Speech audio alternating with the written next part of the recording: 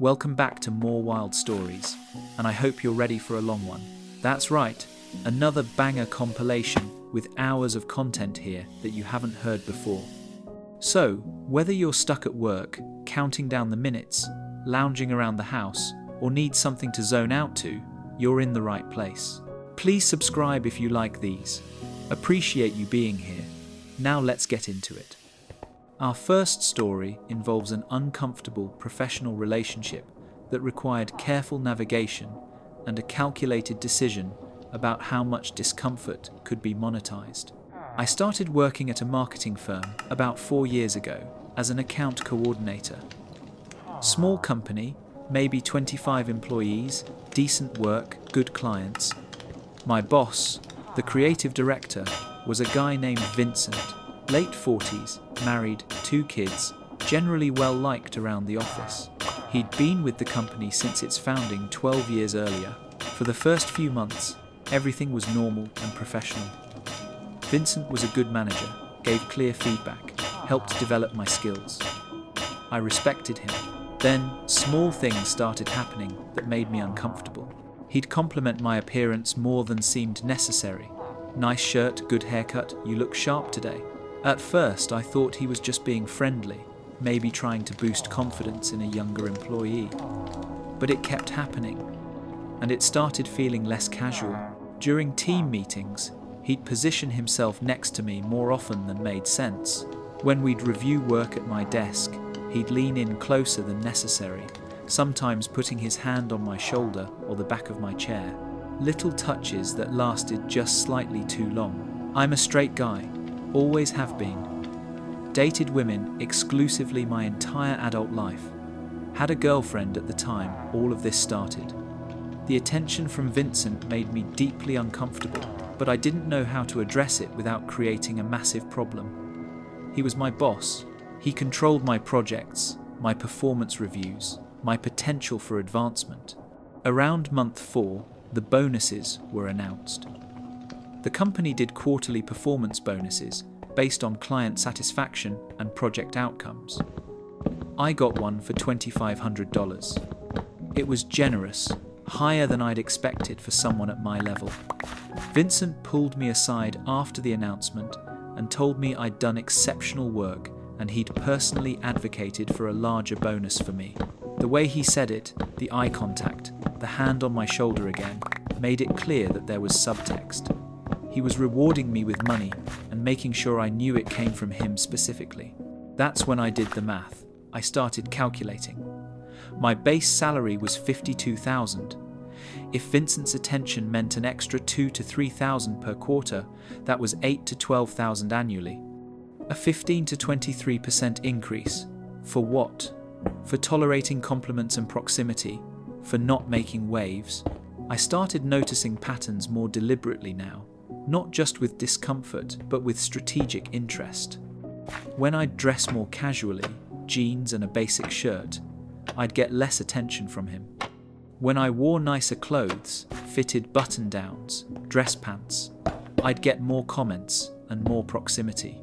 He'd find reasons to stop by my desk, ask about my weekend, inquire about my girlfriend in ways that felt like he was fishing for information about the stability of my relationship. I tested the correlation. For 2 weeks, I dressed down. My next project assignment was routine, unremarkable. The following 2 weeks, I upgraded my wardrobe. Suddenly, I was first choice for a high-profile client pitch. The pattern was clear and exploitable. I discussed it with my girlfriend that night. I laid out the numbers, showed her the bonus check, explained the dynamic. She was disturbed and suggested I report it to HR, but I knew how that would play out. Vincent was a founder-level employee, deeply connected to the company's success. I was replaceable. Even if HR took me seriously, which wasn't guaranteed, the working relationship would be destroyed, and I'd likely be pushed out eventually. What if I just play it? I said. Stay professional, keep boundaries, but don't shut it down completely. Let him think there's ambiguity. She looked at me like I'd suggested something obscene. Maybe I had. We're talking about potentially $10,000 extra a year. I continued. Maybe more if I'm strategic about it. That's our wedding fund. That's a house down payment in 3 years instead of 5. The next quarterly bonus was even higher, $3,000. Again, Vincent made a point of telling me privately that he'd fought for that number, that he saw a lot of potential in me. I thanked him with just enough warmth to be encouraging but not reciprocating. A careful calibration, I made a calculated decision. I would stay professionally friendly with Vincent, accept the bonuses and good assignments he was giving me, but keep firm boundaries and never acknowledge or reciprocate the underlying dynamic. I'd be deliberately oblivious to the subtext, while quietly maximizing its financial benefit. This meant developing a specific set of behaviors. When he'd compliment my appearance, I'd smile and immediately redirect to work topics, accepting the attention without rejecting it. When he'd touch my shoulder, I'd casually step away while maintaining the conversation, creating distance without offense. When he'd try to have personal conversations, I'd keep my answers brief and refocus on projects, but I'd answer, giving him just enough to feel connected without actual intimacy. I talked about my girlfriend frequently, made sure he knew the relationship was serious and stable, but I stopped wearing my relationship like armor. Instead, I let it be information he could process however he wanted. If he wanted to interpret my professional warmth as something more than it was, that was his choice to make. At the same time, I made myself genuinely valuable, took on extra work, exceeded expectations on every project, built strong relationships with clients. I wanted my performance to justify the special treatment to anyone watching, and I wanted to be someone the company couldn't easily lose, which would give me leverage if things ever escalated beyond management. The dynamic continued through year 2. Vincent never explicitly crossed a line that I could formally report. No inappropriate propositions, no explicit comments. Just the ongoing subtext, the looks, the touches, the special treatment that came with implied expectations that I never quite confirmed or denied. I began documenting everything. Not for HR, I had no intention of reporting, but for my own strategic planning. Every bonus, every high-profile assignment, every instance of preferential treatment. I was building a resume of achievements that would be valuable when I eventually moved on, and I was quantifying exactly what this uncomfortable arrangement was worth. The bonuses kept coming, increasingly generous. By the end of year 2, I'd received almost $15,000 in quarterly bonuses beyond my base salary. I was getting the best projects, the most interesting clients, face time with the company's biggest accounts. My career was advancing faster than my peers. All because I'd learned to navigate this uncomfortable situation without directly confronting it, and because I'd chosen to extract maximum value from it. I started doing quarterly reviews of my own, sitting down with spreadsheets, calculating my effective hourly rate of discomfort. How much was a shoulder touch worth? How much for a lingering glance? How much for that moment when he'd stand slightly too close during a presentation and I'd smell his cologne? I was commodifying my own unease, and the numbers were good. My girlfriend, who became my fiancée during this time, struggled with it more than I did. She felt like I was enabling his behavior by not shutting it down harder, but she also understood the financial reality. We were saving for a wedding, for a house eventually. The extra money was significant. We'd have animated discussions, sometimes arguments, where she'd accuse me of prostituting my boundaries, and I'd counter that I was simply being pragmatic about an unfair situation. He's the one being inappropriate, I'd say. I'm just not stopping him. There's a difference. Is there? She'd ask. I wasn't sure there was, but I knew which side of the moral ambiguity paid better. Year 3, Vincent's behavior started becoming more noticeable to others. A colleague mentioned to me that Vincent seemed to favor me for assignments. Another joked about me being the golden boy. I deflected, attributed it to performance, but internally I was pleased. The favoritism was becoming institutional now, expected. That made it sustainable. I'd become skilled at managing Vincent's attention. I knew exactly how much eye contact to maintain during conversations. Enough to seem engaged, not enough to seem interested. I knew which shirts got more compliments and scheduled important meetings accordingly. I knew that mentioning my relationship problems, real or manufactured, made him more attentive and generous, while talking about relationship milestones made him briefly withdraw before doubling down on professional investment. I'd become a student of his patterns, learning to maximize return on discomfort. Then Vincent's marriage fell apart. I heard through office gossip that he and his wife were separating. He became more emotionally available around the office, sharing personal struggles, seeking support from staff. I saw the danger immediately. A man in emotional crisis might escalate, might push boundaries I'd carefully maintained, might create a situation that forced my hand. He started inviting me to after-work drinks, just the two of us. I declined every time, always had an excuse, but I calibrated my refusals carefully. Not harsh enough to damage the relationship, not soft enough to encourage persistence. I was threading a needle that was getting progressively smaller. The attention intensified. More compliments, more personal questions, more attempts to create one-on-one time outside the office. I maintained my strategy of polite distance, but it was getting harder. The tension was becoming obvious enough that I worried others were noticing. My fiancée insisted this was the time to extract myself, but I did the math again. One more year of bonuses would put us at $25,000 in extra earnings. That was real money. That was the difference between a modest wedding and the one my fiancée actually wanted. That was the difference between a down payment on a starter home and a down payment on something we'd actually want to live in long term. I was so close to the 4-year mark, which would look substantially better on a resume than 3 years. I started seriously job hunting, but quietly, strategically. I wanted to time my exit to maximize what I'd extracted from this situation while minimizing the risk that it would explode before I could leave. I became more deliberate about maintaining Vincent's interest while managing escalation. When he'd share something personal, I'd respond with carefully measured empathy, enough to make him feel heard, not enough to create intimacy. When he'd suggest drinks again, I'd counter with lunch during business hours, maintaining professional context. I was giving him just enough attention to keep the bonuses coming while building an exit strategy.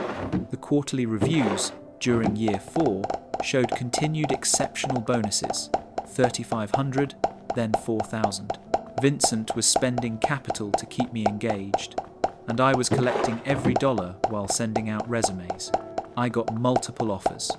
I was strategic about which to accept, not just the best compensation package, but the cleanest break.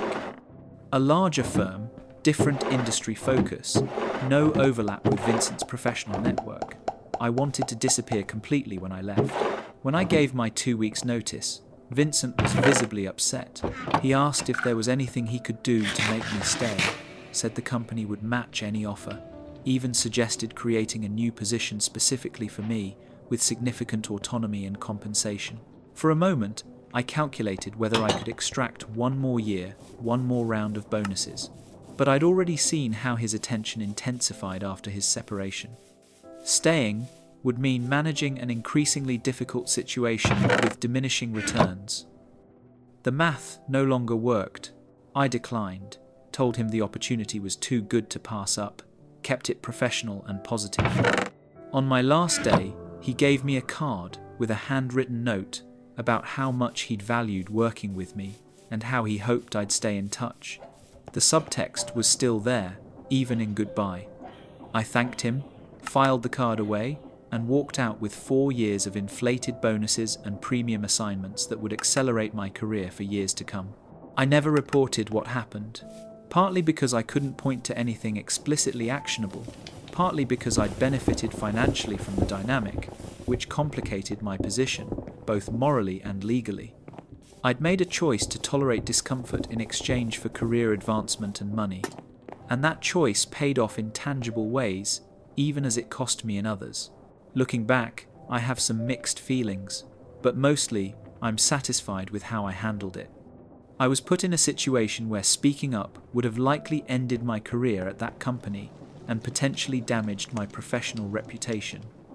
So I chose to optimize it instead. I studied it, calculated it, extracted maximum value from it. That's just smart navigation. My fiancée and I used the extra bonus money as part of our house down payment. We're married now, happy, building a life in a home we own earlier than we would have otherwise. She still sometimes asks if I regret not confronting Vincent directly or reporting him, but honestly, no, not really. The world is a tough place. People use whatever leverage they have. Vincent had positional power, so he used it. I had youth and appearance, so I used that. We were both playing the same game, just from different positions. I came out ahead financially and professionally. That's a win in my book. I heard through former colleagues that Vincent is still at the firm, still in his leadership role. I wonder occasionally if he's doing the same thing with some other young employee if the pattern continues. But that's not really my problem. I handled my situation the way I needed to handle it. At the end of the day, one individual can't sacrifice their career and financial future to fix every systemic problem. The system creates situations where the smart choice is to work the angles. I worked them well. I made the rational choice. I maximized my outcome within constraints I didn't create. That's just good strategy. That's the end of that story. Sometimes, navigating workplace dynamics means making compromises that don't feel clean, calculating exactly what those compromises are worth, and living with the ambiguity of whether you made the right choice or just the most profitable one. My sister has been secretly dating my husband behind my back for 8 months. I've been married to David for 4 years now, and I thought we had a solid relationship. Sure, we've had our ups and downs like any couple, but nothing that seemed insurmountable. We were trying for kids, had bought a house together last year, and were genuinely building what I thought was a life together. My sister Monica has always been the wild one in our family. She's 3 years younger than me, never been in a serious relationship, and has this habit of making impulsive decisions that usually end in chaos. But she's my sister, and despite her flaws, I've always been protective of her. When she moved to our city 6 months ago for a new job, David and I were excited to have her closer. We helped her find an apartment, invited her over for dinner regularly, and she became a fixture in our lives. About 8 months ago, I started noticing small changes in both David and Monica's behavior. David would get text messages at weird hours and step outside to take phone calls. Monica would cancel plans with me last minute, claiming work emergencies or sudden dates that she never wanted to talk about in detail. At first, I attributed David's secretiveness to work stress and Monica's flakiness to her usual chaotic lifestyle, but the changes became more pronounced over time. David started working late more frequently, sometimes not coming home until after midnight. When I'd ask about his day, he'd give vague responses and change the subject quickly. Monica, meanwhile, seemed to have developed an entirely new wardrobe and was always perfectly put together whenever I saw her, which was unusual for someone who used to live in yoga pants and messy buns. The weird coincidences started piling up around 3 months ago. David would mention grabbing lunch at a specific restaurant downtown, and later that day, Monica would post an Instagram story from the same place. They'd both be mysteriously unavailable during the same time windows. When I'd try to reach David during his supposed work meetings, his colleagues would tell me he'd left early. Monica started mentioning things about my marriage that I'd never told her, little details about David's habits or preferences that she shouldn't have known. 2 months ago, things got really strange. David forgot our anniversary dinner because he said he had to work late on an urgent project. When I called his office, his assistant told me he'd left at 3 in the afternoon. That same night, Monica posted a photo on social media from an expensive restaurant across town, but quickly deleted it. When I asked her about it the next day, she claimed she'd been home sick with a migraine. Last month, I found a receipt in David's pocket for lingerie from a boutique I'd never shopped at. When I confronted him about it, he claimed it was a surprise for me that he was planning to give me later. But the receipt was dated 2 weeks prior, and the sizes were wrong for me. They were Monica's exact measurements, which I knew because we'd shared clothes growing up. 3 weeks ago, I discovered that David had been paying for Monica's gym membership at an expensive fitness club across town. When I asked him about it, he said Monica was going through a tough financial time and he wanted to help family. But Monica had recently gotten a significant promotion and pay raise at work, which she'd been bragging about to our parents. Last week, everything came crashing down. I was supposed to work late, but my client meeting got cancelled at the last minute. Instead of calling David to let him know I'd be home early, I decided to surprise him with his favourite takeout dinner. I used my key to enter quietly, planning to sneak up on him. But as I walked through our front door, I could hear voices upstairs in our bedroom, David's voice, and, unmistakably, Monica's voice. I stood frozen in our foyer, listening to my husband and my sister talking intimately in our marital bedroom. They were discussing their weekend plans, talking about how much they missed each other during the week, and making jokes about inside situations I wasn't part of. The conversation was clearly between two people who knew each other very well, who had established routines and shared experiences. I crept up the stairs, my heart pounding so hard I was sure they'd hear it. The bedroom door was slightly ajar, and through the gap I could see them. Monica was wearing one of my robes, sitting on my side of the bed. David was lying next to her, his head in her lap, while she ran her fingers through his hair.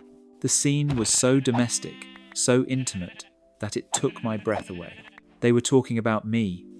Monica was saying how guilty she felt sometimes, but that she couldn't help how she felt about David.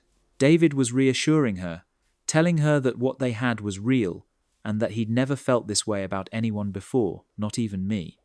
He said I was a good person, but that Monica understood him in ways I never could. Monica agreed, saying that she'd always known David was perfect for her from the moment she met him, even before he married me. That's when I realized this hadn't started 8 months ago when she moved to town. This had been going on much longer. They'd been emotionally involved, possibly physically involved, since before Monica moved here. Maybe even since David and I got married. I backed down the stairs as quietly as I could and left the house. I sat in my car in a parking lot for 2 hours, trying to process what I'd just witnessed. My husband and my sister weren't just having an affair, they were in love. They had built a relationship behind my back, using my trust in both of them as cover for their betrayal. When I finally went back home, Monica's car was gone, and David was in the kitchen making dinner like nothing had happened. He greeted me normally, asked about my day, and suggested we watch a movie together. I played along, trying to figure out what to do next. Over the next few days, I started paying closer attention to their behavior around each other. At family dinners, they'd exchange glances when they thought no one was looking. Monica would find excuses to touch David's arm or shoulder. David would laugh a little too hard at Monica's jokes. How had I missed these signs for so long? I hired a private investigator, partly because I needed proof for the inevitable divorce proceedings, but mostly because I needed to know the full extent of their betrayal. The investigator followed them for a week and provided me with a comprehensive report that destroyed whatever was left of my heart. They met for lunch at least 3 times a week at a restaurant halfway between David's office and Monica's workplace. They'd spend entire afternoons at Monica's apartment when I was at work. David had been taking vacation days that he'd never mentioned to me, spending them with Monica. They'd gone on weekend trips together, telling me that David was visiting his college friend in another state while Monica claimed she was going to spa retreats with co-workers. The most devastating discovery was that they'd been apartment hunting together. They'd put a deposit down on a place and were planning to move in together after David left me.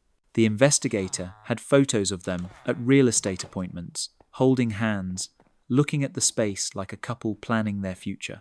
I also learned that Monica had been telling her co-workers about her boyfriend for months, describing someone who sounded exactly like David. She'd shown them photos that she claimed were of her new man, but the photos were of David, my David. At family gatherings, Monica had been dropping hints to our parents about being serious with someone, but being secretive about who it was because the situation was complicated. Last Tuesday, I confronted them both. I invited Monica over for dinner, telling her I wanted to have a sisters' night since David would be working late. But I asked David to come home early without telling Monica. When David walked into our living room and found Monica there, both of their faces went white. They knew they'd been caught. I didn't yell or scream. I just asked them to tell me how long this had been going on. At first, they tried to deny everything, claiming they were just friends and that I was misinterpreting innocent interactions. But when I showed them some of the photos the investigator had taken, they realized there was no point in lying anymore. The truth was worse than I'd imagined. Monica told me she'd had feelings for David since the day I brought him home to meet the family, 3 months before he proposed to me. She'd kept those feelings to herself, thinking they would fade after we got married, but they didn't. David admitted that he'd noticed Monica's attraction and had been flattered by it, but claimed he hadn't acted on it until last year. According to them, their emotional affair began 14 months ago when Monica visited us for Christmas. David said he'd been going through a rough patch at work and feeling disconnected from me. Monica was going through a bad breakup and needed someone to talk to. They started texting each other for support, then calling each other, then meeting in secret to talk about their problems. David claimed that what started as friendship turned into something more without either of them planning it. Monica said she tried to fight her feelings, but being around David so much made it impossible.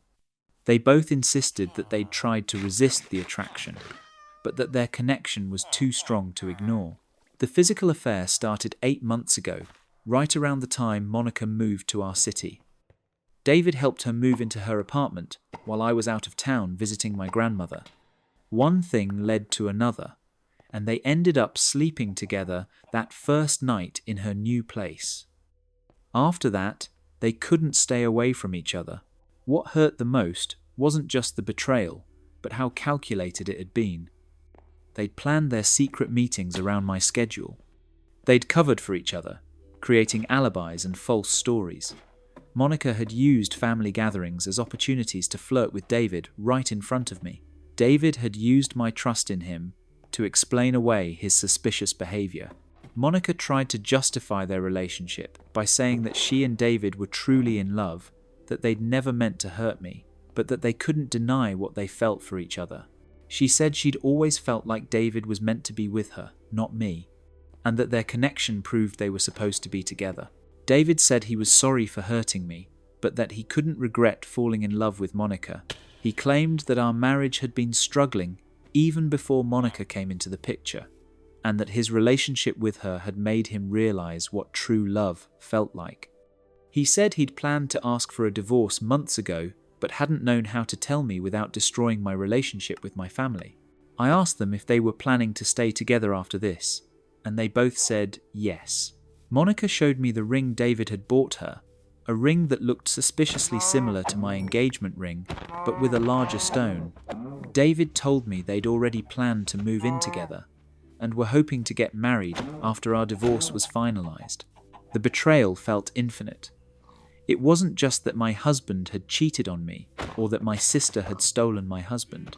It was that they'd built an entire relationship in the shadows of my life, using my love and trust as camouflage for their affair. Every family dinner, every casual conversation, every moment of apparent normalcy had been a lie. I filed for divorce the next day. David didn't contest it and agreed to give me the house and most of our shared assets. I think he felt guilty enough to want to make the financial separation as easy as possible. Monica tried to reach out to me several times, wanting to explain herself and salvage our relationship, but I blocked her number and told my parents I needed space from her. The hardest part has been watching my family react to the news. My parents are devastated, not just because of my divorce, but because of what Monica did. They feel like they failed as parents somehow, raising 2 daughters where one would betray the other so completely. My extended family has basically split into camps, some supporting me and others trying to remain neutral because they don't want to choose sides. Monica and David moved in together last month. I heard through mutual friends that they're planning a destination wedding next year and seem genuinely happy together. Part of me wonders if they're right, if they were always meant to be together and I was just an obstacle in their path to true love. But mostly, I feel like I never really knew either of them at all. The worst part is that I miss them both. I miss my sister, despite everything she did to me, and I miss the man I thought David was, even though I'm starting to realize that person never really existed. I feel like I lost my husband, my sister, and my understanding of my own life all at once. That's the end of that story. The level of calculation and long-term deception here is staggering, turning what should have been family love into a full-scale conspiracy. Sometimes, the people who know you best are exactly the ones capable of hurting you most. Moving on to our next tale, which shows that sometimes special occasions become the stage for the most devastating revelations about where you actually stand in someone's priorities. My fiancé chose his ex-girlfriend as his best man and expected me to be okay with it. I've been engaged to Marcus for 7 months now, and our wedding is planned for this spring. We've been together for 2 years, and I thought I knew everything about his past relationships and friendships. Marcus has always been upfront about maintaining friendships with his exes, which I've always respected because it seemed mature and healthy. Marcus dated this woman named Veronica for 3 years in college. They broke up about 4 years ago when they went to graduate school in different states, but they've remained close friends ever since. Veronica now lives about 2 hours away and works as a veterinarian. She's smart, accomplished, and from the few times I've met her, she seems like a genuinely nice person. Marcus talks about her occasionally, usually in the context of shared memories from college or updates about her career and life. When we got engaged, Marcus struggled with choosing his wedding party. He has a lot of close friends from different periods of his life, and he was having trouble narrowing down his groomsmen list. He'd go back and forth between college friends, work colleagues, and childhood buddies, trying to figure out who should stand with him on our wedding day. 3 weeks ago, Marcus told me he'd finally made his decision about his best man. I was expecting him to choose his college roommate Jake, who'd been his closest friend for years, or maybe his brother, who'd always been important to him. Instead, Marcus told me he wanted Veronica to be his best man. At first, I thought I'd misunderstood. I asked him to repeat what he'd just said, thinking maybe he meant Veronica would be standing on my side as a bridesmaid. But Marcus clarified that he wanted Veronica to be his best man, standing on his side of the altar, giving the best man speech, and handling all the traditional best man responsibilities. I was completely taken aback. I asked Marcus why he wanted his ex-girlfriend to be his best man instead of one of his male friends. He explained that Veronica knew him better than anyone else, had been there for him through some of the most important moments of his life, and understood him in ways that his other friends didn't. He said their romantic relationship was completely in the past, but their friendship was deeper and more meaningful than any of his other relationships. Marcus insisted that gender didn't matter for wedding roles, and that the most important thing was having the people who mattered most to him standing by his side. He said Veronica was his closest friend, regardless of their romantic history, and he couldn't imagine getting married without her playing a central role in the ceremony. I tried to explain why this made me uncomfortable, but Marcus dismissed my concerns as jealousy and insecurity. He said Veronica was an important part of his life, and if I loved him, I should want his closest friend involved in our wedding. He accused me of trying to control his friendships, and said he was disappointed that I couldn't see past the fact that he and Veronica used to date. When I suggested that maybe Veronica could be involved in the wedding in a different way, perhaps doing a reading or helping with planning, Marcus said that wouldn't be the same. He wanted her standing next to him during the ceremony, holding the rings, and giving a speech about their friendship. He said the best man role was perfect because it would allow her to support him during one of the most important days of his life. I asked Marcus how he thought it would look to our families and friends to have his ex-girlfriend standing as his best man. He said anyone who really knew them would understand that their friendship transcended their romantic past. He also pointed out that plenty of modern weddings have mixed-gender wedding parties, so it shouldn't be a big deal. The conversation escalated when Marcus suggested that my objections were rooted in insecurity about my relationship with him. He said if I truly trusted him and believed in our love, I wouldn't be threatened by his friendship with Veronica. He accused me of being old-fashioned and close-minded about wedding traditions. I decided to talk to some friends and family members about the situation to get outside perspectives. Every single person I spoke to thought Marcus's request was inappropriate and concerning. My maid of honor said she'd never heard of someone choosing their ex as their best man and couldn't understand why Marcus would prioritize Veronica's feelings over mine for our wedding.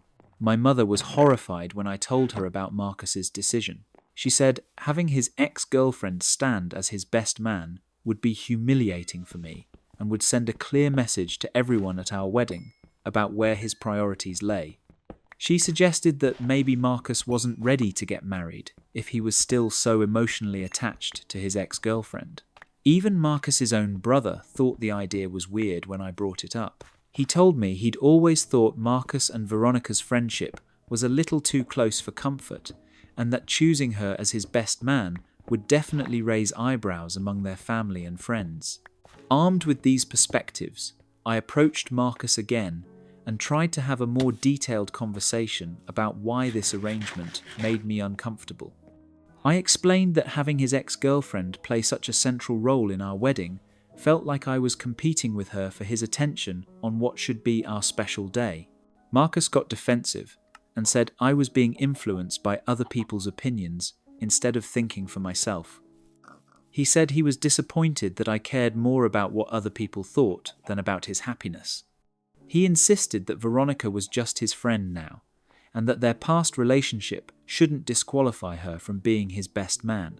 I tried a different approach and asked Marcus why Veronica's involvement in our wedding was more important to him than my comfort and feelings. He said both things were important to him, but that he shouldn't have to choose between his fiancée and his best friend. He claimed I was forcing him into an impossible position by asking him to exclude someone who meant so much to him. The situation got more complicated when Marcus mentioned that he'd already asked Veronica to be his best man, and she'd said yes. He'd made this decision and commitment without discussing it with me first, which felt like a huge violation of our partnership. When I pointed this out, Marcus said he hadn't thought he needed my permission to choose his own wedding party. Veronica called me a few days later, wanting to discuss the situation. She said Marcus had told her about my concerns, and she wanted to reassure me that her involvement in the wedding was purely platonic. She emphasized that she was genuinely happy for Marcus and me, and that she just wanted to support her friend on his wedding day.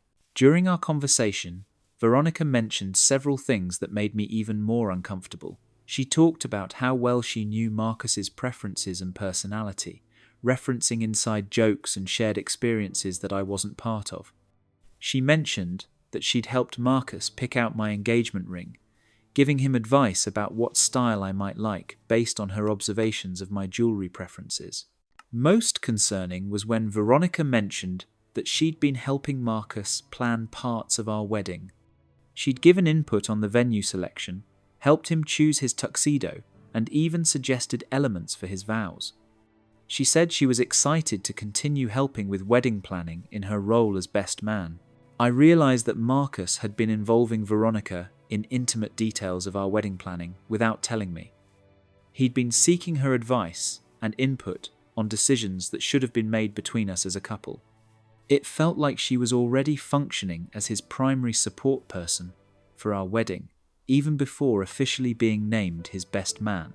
When I confronted Marcus about this, he said he valued Veronica's opinion and appreciated her help with wedding planning. He said she had good taste and understood what he wanted for our wedding day. He didn't see anything wrong with getting advice from his closest friend about such an important event. I asked Marcus if he could understand why it bothered me that he was discussing our wedding details with his ex-girlfriend before discussing them with me. He said I was making a big deal out of nothing, and that Veronica's involvement was actually helpful for both of us. He claimed she was providing valuable support during a stressful time. The final straw came when Marcus mentioned that he and Veronica had started planning his bachelor party together. She was organizing the event, making reservations, and coordinating with his other friends.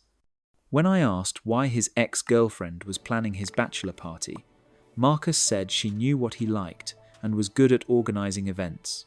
I told Marcus that I needed him to choose between having Veronica as his best man or having me as his bride. I explained that I couldn't stand at the altar watching him get married with his ex-girlfriend by his side, especially when she was so involved in every aspect of our wedding planning. Marcus said I was being unreasonable and giving him an ultimatum that would force him to choose between two people he cared about. He said a loving partner wouldn't ask him to exclude his best friend from his wedding. He accused me of being controlling and said he was starting to question whether we were compatible if I couldn't accept his friendship with Veronica. I realized that Marcus was more concerned about Veronica's feelings and role in his life than he was about my comfort and our relationship. He was willing to risk our engagement rather than ask his ex-girlfriend to step back from such a central role in our wedding. I called off the wedding 2 weeks ago. I told Marcus that his prioritizing of Veronica's involvement over my feelings showed me exactly where I stood in his life. I said if he needed his ex-girlfriend to be his best man more than he needed me to be his wife, then he should be with her instead. Marcus was shocked that I was ending our engagement over what he called a minor disagreement about wedding party roles. He said he loved me and wanted to marry me, but that he couldn't understand why I was making such a big deal about his friendship with Veronica. He offered to compromise by having both a best man and a maid of honor, but still insisted that Veronica should play a major role. After our breakup, I learned from mutual friends that Marcus and Veronica had been in much more frequent contact than he'd let on. They texted daily, called each other multiple times a week, and got together whenever she was in town. Several people mentioned that they'd always wondered if Marcus and Veronica were still romantic, given how close they remained. Marcus has been trying to win me back for the past 2 weeks, saying he realizes now that his friendship with Veronica crossed boundaries that made me uncomfortable. He claims he's willing to set limits on their relationship and find a different role for her in our wedding. But the damage has been done. I can't marry someone who needed to lose me to understand that his ex-girlfriend shouldn't be more important than his fiancée. I found out last week that Marcus and Veronica have been spending a lot of time together since our breakup. According to mutual friends, she's been supporting him through our broken engagement, and they've been seen together frequently. Part of me wonders if this was what they both wanted all along, and our engagement was just an obstacle to their reunion. That's the end of that story. Wanting your ex-girlfriend as your best man isn't about modern wedding traditions. It's about not being over someone and prioritizing their feelings above your future spouse's comfort. The fact that she was already deeply involved in their wedding planning shows this had been going on behind the scenes for months. Our next story shows how modern technology has made it easier than ever to live double lives, and sometimes the person you think you know best is actually a complete stranger. I found out my boyfriend of 3 years has been maintaining a secret social media presence where he pretends to be single. I've been with Tyler for 3 years now, and I thought we had a really solid, honest relationship. We moved in together 8 months ago, talk about our future together regularly, and I've always felt like we were building something real and lasting. Tyler has always been pretty private about social media, which I respected. He has the usual accounts, Facebook, Instagram, Twitter, but he doesn't post very often and usually just shares things related to his work or hobbies. About 6 months ago, I noticed Tyler had gotten really protective of his phone. He used to leave it lying around casually, sometimes even asking me to check messages for him while he was driving or cooking. But suddenly, he started taking it with him everywhere, even to the bathroom, and would always place it face down when we were hanging out. When I mentioned the change, he said he'd been getting more work calls and didn't want to be interrupted during our personal time. Tyler also started staying up later than usual, claiming he was working on freelance projects or catching up on emails. I'd go to bed and find him still awake on his laptop in the living room at 1 or 2 in the morning. When I'd ask what he was working on, he'd give vague answers about client work or say he was researching things for his day job. 3 months ago, I started noticing that Tyler seemed to have developed an entirely new social circle that he never talked about in detail. He'd mention grabbing drinks with people I'd never heard of, or going to events that he'd describe only in passing. When I'd asked to meet these new friends, or join him for these activities, he'd say they were work-related networking events, or guys' nights that wouldn't be interesting to me. Tyler also started dressing differently when he went out without me. He'd put more effort into his appearance, wearing cologne, styling his hair more carefully, and choosing outfits that seemed designed to impress. When I complimented his increased attention to fashion, he said he was trying to look more professional for work and networking opportunities. About 2 months ago, Tyler started going on what he called work trips that seemed unusually frequent for his job. He'd disappear for entire weekends, claiming he had conferences or client meetings in other cities. When I'd ask for details about these trips, he'd mention the business aspects, but never talk about what he did during his free time, or where exactly he stayed. Last month, things got really suspicious when Tyler started receiving packages that he didn't want to discuss. Clothing deliveries, cologne, even what looked like jewelry boxes. When I asked about them, he said they were gifts for co-workers or family members, or items he'd ordered for himself online. But the frequency and variety of packages seemed excessive for someone who'd never been much of an online shopper. 3 weeks ago, I was using Tyler's laptop to check my email because my phone was dead and he was in the shower. When I opened the browser, it auto-filled to log into an Instagram account I'd never seen before. The username was similar to Tyler's real name, but slightly different, and the profile picture was a photo of him I didn't recognize. My stomach dropped as I realized Tyler had a secret Instagram account that I knew nothing about. I clicked on the profile and found hundreds of posts dating back over a year. Photos of Tyler at bars, restaurants, parties, and events, all with captions that made him sound completely single. There were no mentions of having a girlfriend, no photos of us together, and several posts that explicitly referenced being available and looking to meet new people. The photos showed Tyler living a completely different life than the one I knew about. He was at clubs and parties I'd never heard of, hanging out with groups of people who included several attractive women who seemed very comfortable with him. There were photos of him at romantic-looking dinners with different women, pictures of him at weekend getaways I knew nothing about, and even some photos that appeared to be taken in hotel rooms. What made it worse was reading the comments on his posts. Women were flirting with him openly, making plans to meet up, and referencing inside jokes and shared experiences that clearly indicated ongoing relationships. Tyler was responding to these comments flirtatiously, making plans to hang out, and engaging in conversations that sounded like he was actively dating multiple people.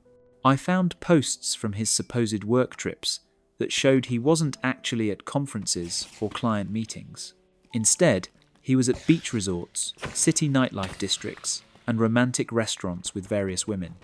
One post from a trip he'd taken just 3 weeks earlier showed him at a rooftop bar with a woman who was clearly his date for the evening, captioned about enjoying the single life. The most devastating discovery was a series of posts from the weekend he'd told me he was visiting his sick grandmother.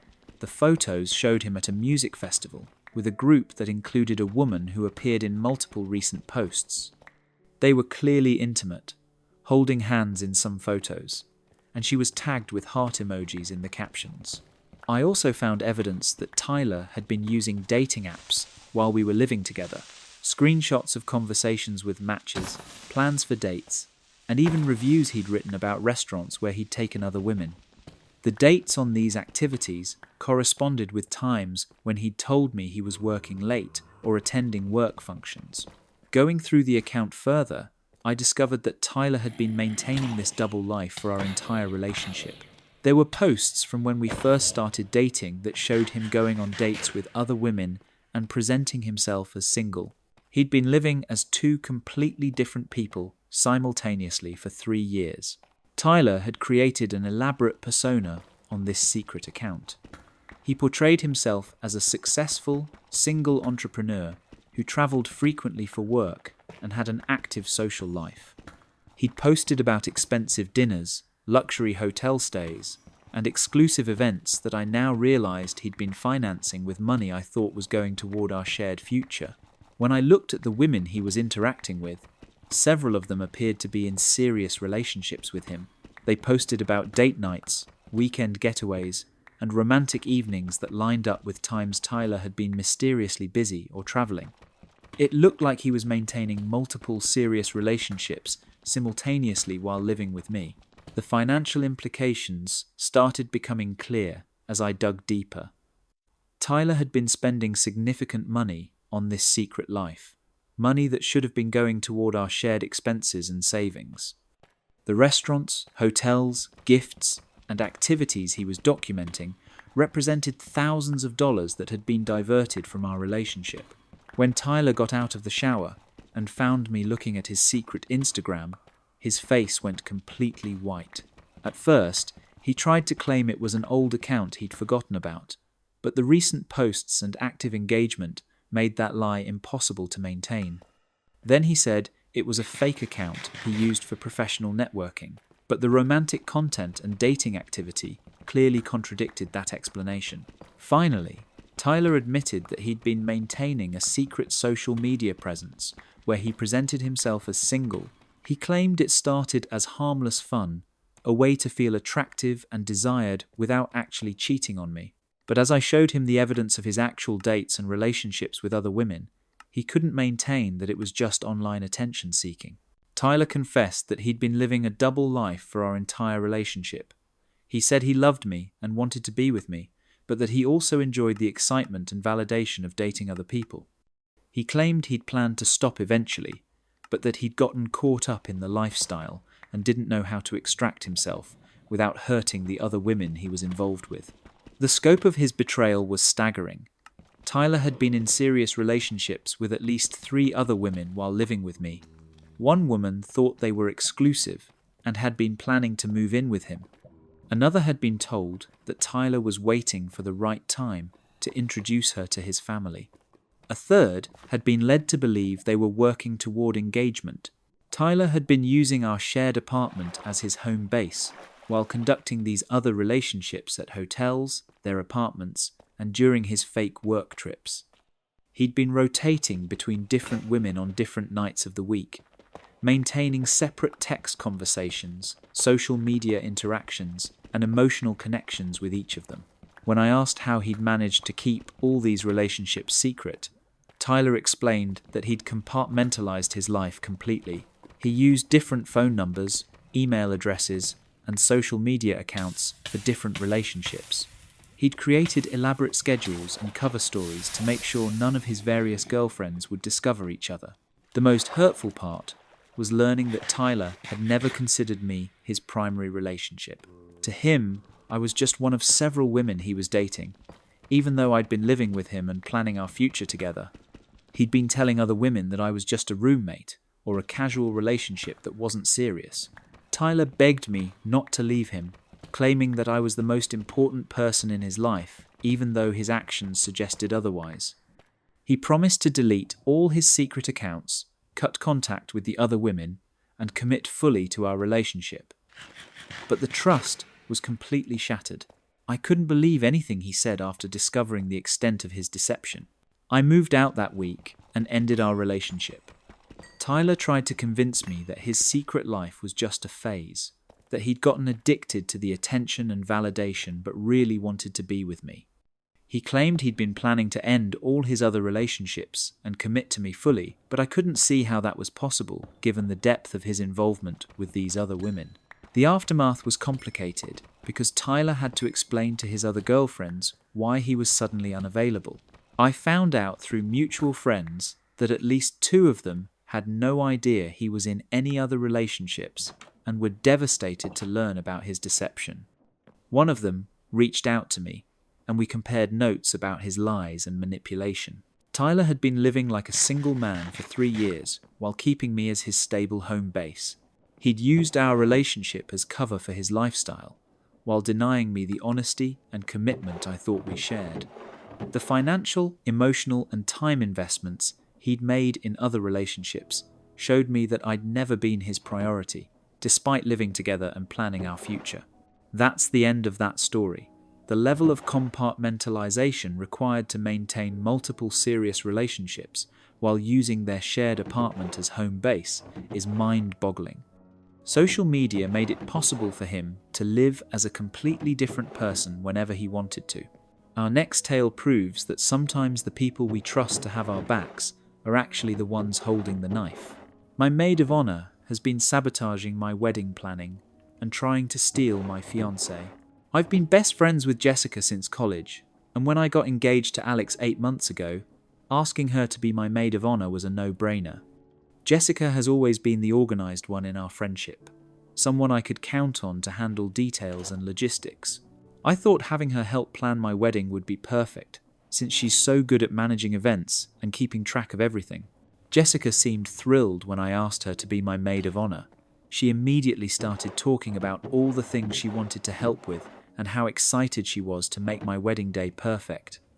She offered to take on major responsibilities like coordinating with vendors, organizing the bachelorette party, and helping me stay on schedule with all the planning tasks. The first few months of wedding planning went smoothly. Jessica was incredibly helpful, making lists, setting up appointments, and even offering to come with me to try on dresses and sample catering options. She seemed genuinely invested in making sure everything would be beautiful and well organized for my big day. About 4 months ago, I started noticing that some of my wedding plans weren't working out the way Jessica and I had discussed. The photographer I'd been excited to book suddenly raised their prices significantly and said they had a scheduling conflict. The venue I'd fallen in love with called to say they'd made an error and weren't actually available on my wedding date. The florist, who'd given me a reasonable quote, suddenly claimed they'd been mistaken about their pricing. At first, I thought these were just normal wedding planning complications. Jessica was sympathetic and supportive, immediately jumping in to help find alternatives. She'd research new photographers, contact different venues, and spend hours helping me solve these problems. I was grateful to have such a dedicated maid of honor helping me navigate these challenges. But I started to notice that many of Jessica's suggested alternatives weren't quite right for what Alex and I wanted. The photographers she recommended were either much more expensive or had styles that didn't match our vision. The venues she found were either too small, too far away, or significantly over our budget.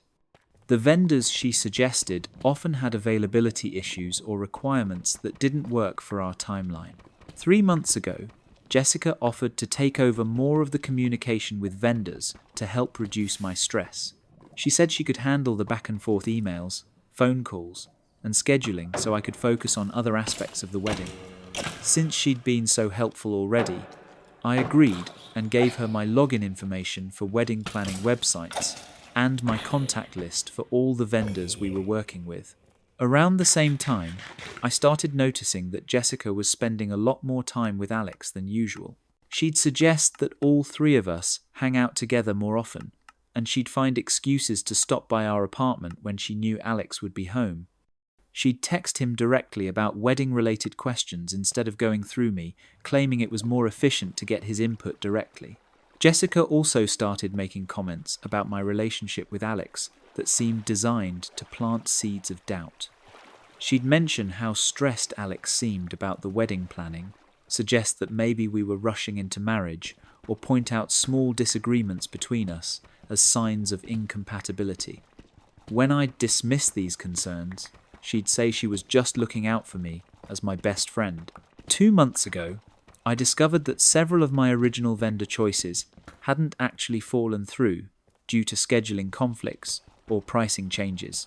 I called the photographer directly to ask about potentially rebooking them, and they were confused about why I thought they weren't available. When I mentioned that my maid of honor had told me about the scheduling conflict, the photographer said no one had called them from our wedding party to discuss any changes. I started calling other vendors who'd supposedly become unavailable and found similar situations. The venue coordinator said they'd never told anyone our date was unavailable. The florist said they'd never changed their pricing quote. Several vendors mentioned receiving calls from someone claiming to represent me, asking them to release their holds on my wedding date or to significantly increase their quoted prices. When I confronted Jessica about these discrepancies, she seemed surprised and claimed there must have been some misunderstanding. She said maybe the vendors were getting confused about which wedding party they'd spoken to, since they probably handle many events. She suggested that vendor communications can be unreliable and that it was better to work with the alternatives she'd found anyway. But I started paying closer attention to Jessica's behavior around Alex. I noticed that she'd dress up more when she knew she'd see him, always made sure to look perfect when stopping by our apartment, and found ways to have one-on-one conversations with him while I was busy with other things. She'd ask him detailed questions about what he wanted for the wedding, his preferences for our honeymoon, and his feelings about married life. Last month, I discovered that Jessica had been texting Alex regularly about things that weren't related to wedding planning. They'd developed an ongoing conversation about his work stress, his hobbies, and his thoughts about our relationship. When I asked Alex about these conversations, he said Jessica had been reaching out to him as a friend, and he thought she was just being supportive during a stressful time. I found out that Jessica had been positioning herself as a sympathetic ear for Alex's concerns about wedding planning, stress, and marriage anxiety. She'd been encouraging him to talk through his doubts and fears, while simultaneously suggesting that maybe he wasn't ready for marriage, or that our relationship had moved too fast. She was essentially providing relationship counseling designed to make him question our engagement. 3 weeks ago, I caught Jessica in an outright lie about vendor communications. She claimed that our cake baker had called to cancel our order due to a family emergency, but when I called the baker directly, they said no one from our wedding party had contacted them at all. They were still expecting to fulfill our original order and were confused about why I thought they'd cancelled. That's when I realised Jessica had been systematically sabotaging my wedding planning while positioning herself as the helpful friend trying to solve problems she was actually creating. She'd been contacting vendors to create complications, then swooping in to help fix the issues with alternatives that weren't as good as my original choices. I also discovered that Jessica had been researching Alex's interests and preferences in detail, learning about his favourite restaurants, hobbies, and entertainment preferences, so she could bond with him over shared interests. She'd been creating opportunities to spend time with him by suggesting activities she knew he'd enjoy, while framing these interactions as wedding planning or friendship maintenance. 2 weeks ago, everything came to a head when I found text messages between Jessica and Alex that crossed clear boundaries. She'd been telling him how much she admired him, how lucky I was to have him, and how she wished she could find someone like him. Alex had been responding politely, but hadn't shut down her inappropriate comments the way I would have expected. In one particularly damaging conversation, Jessica had told Alex that she was concerned about whether I was really ready for marriage. She'd suggested that I seemed overwhelmed by wedding planning and might be having second thoughts about our relationship. She'd positioned herself as someone who understood him better than I did and who could provide the emotional support he needed during this stressful time. When I confronted Jessica about these text messages, she initially denied that they were inappropriate. She claimed she was just being a supportive friend to both of us and trying to help Alex work through his pre-wedding anxiety. But when I pointed out specific flirtatious comments and boundary-crossing suggestions, she admitted that she'd developed feelings for Alex over the course of our engagement. Jessica confessed that she'd been in love with Alex since shortly after we started dating, but had kept her feelings to herself because she didn't want to interfere with our relationship. However, being so involved in our wedding planning had made her realize how much she wished she was marrying Alex instead of watching me marry him. She claimed that her sabotage of our wedding planning wasn't intentional, but rather subconscious, self-protective behavior. She said she'd been creating problems without realizing it, because part of her didn't want our wedding to happen. But the evidence of her deliberate vendor manipulation and strategic positioning with Alex showed that her interference was much more calculated than she was admitting. Jessica tried to justify her behavior by saying that Alex had been responding positively to her attention and that maybe he was having doubts about our relationship too. She suggested that if Alex was truly committed to me, he wouldn't have been so receptive to her emotional support and friendship. She implied that perhaps our relationship wasn't as solid as I thought if Alex was turning to her for comfort. When I asked Jessica if she wanted Alex for herself, she admitted that she did. She said she'd always thought they were more compatible than Alex and I were, and that being involved in our wedding planning had confirmed her belief that she understood Alex better than I did. She claimed that her feelings for Alex had grown stronger as she'd gotten to know him better through the wedding planning process. I immediately removed Jessica as my maid of honor and ended our friendship. She begged me to reconsider, claiming that she could control her feelings and continue helping with the wedding if I'd just give her another chance.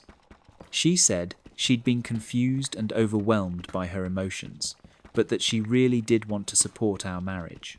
I also had to have a serious conversation with Alex about boundaries and his level of engagement with Jessica's emotional support.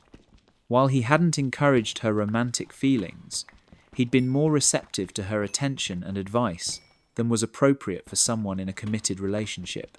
We had to work through trust issues and establish clearer boundaries about outside friendships. The wedding planning had to be completely reorganized with only 2 months to go. I had to reach out to my original vendor choices, many of whom were still available despite Jessica's claims. I ended up with a smaller, simpler wedding than I'd originally planned, but it was honest and authentic in a way that Jessica's manipulated version never would have been. Jessica tried to reach out several times after I ended our friendship, claiming she wanted to make amends and support my marriage, but I realized that someone who would sabotage my wedding planning while pretending to be my best friend wasn't someone I could ever trust again. Her behavior showed a level of calculation and betrayal that went far beyond confused emotions. Alex and I did get married, and our relationship is stronger now that we've worked through the trust and boundary issues that Jessica's interference created.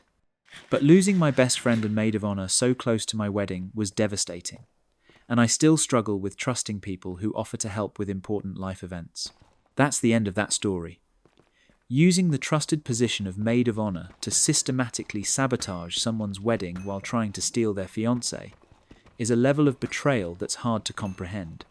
The fact that she was creating problems just so she could swoop in and solve them shows how calculated the whole scheme was.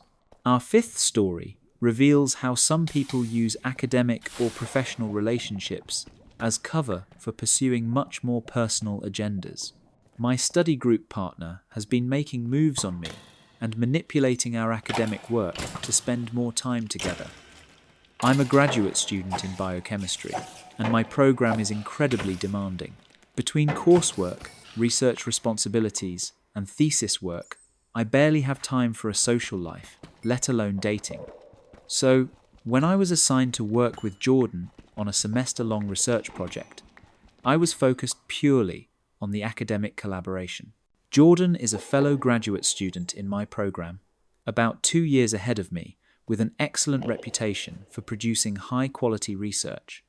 When our professor paired us for this project, I was thrilled because Jordan's experience and skills would be valuable for the complex analysis we needed to complete. I thought having such a competent partner would make the semester more manageable. The first few weeks of our collaboration went smoothly. Jordan was knowledgeable, helpful, and seemed genuinely committed to producing excellent work. We'd meet twice a week to review our progress, divide up tasks, and discuss our findings. Jordan was always prepared, offered useful insights, and seemed to take our academic partnership seriously. About a month into our collaboration, Jordan started suggesting that we meet more frequently than necessary. Instead of our usual twice-weekly sessions, Jordan would propose additional meetings to discuss minor details that could have been handled via email.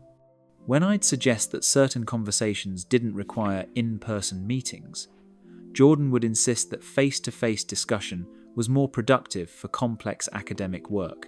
Jordan also began suggesting that we work in locations that felt more social than academic. Instead of meeting in the library or lab spaces, Jordan would propose coffee shops, restaurants, or even Jordan's apartment for our work sessions. When I'd suggest sticking to campus locations, Jordan would claim that the alternative venues were quieter or had better Wi-Fi for our research needs. Around the same time, Jordan started incorporating personal conversation into our work sessions. What began as casual small talk about our respective research interests gradually evolved into detailed discussions about our personal lives, family backgrounds, and future career goals. Jordan would ask increasingly personal questions about my relationships, living situation, and social activities. I started noticing that Jordan would dress up more for our meetings than seemed necessary for academic work. Jordan would arrive at our sessions looking polished and put together, often commenting on my appearance or suggesting that I looked nice. When I'd show up in casual study clothes, Jordan would make jokes about how I was too dressed down for our important collaboration.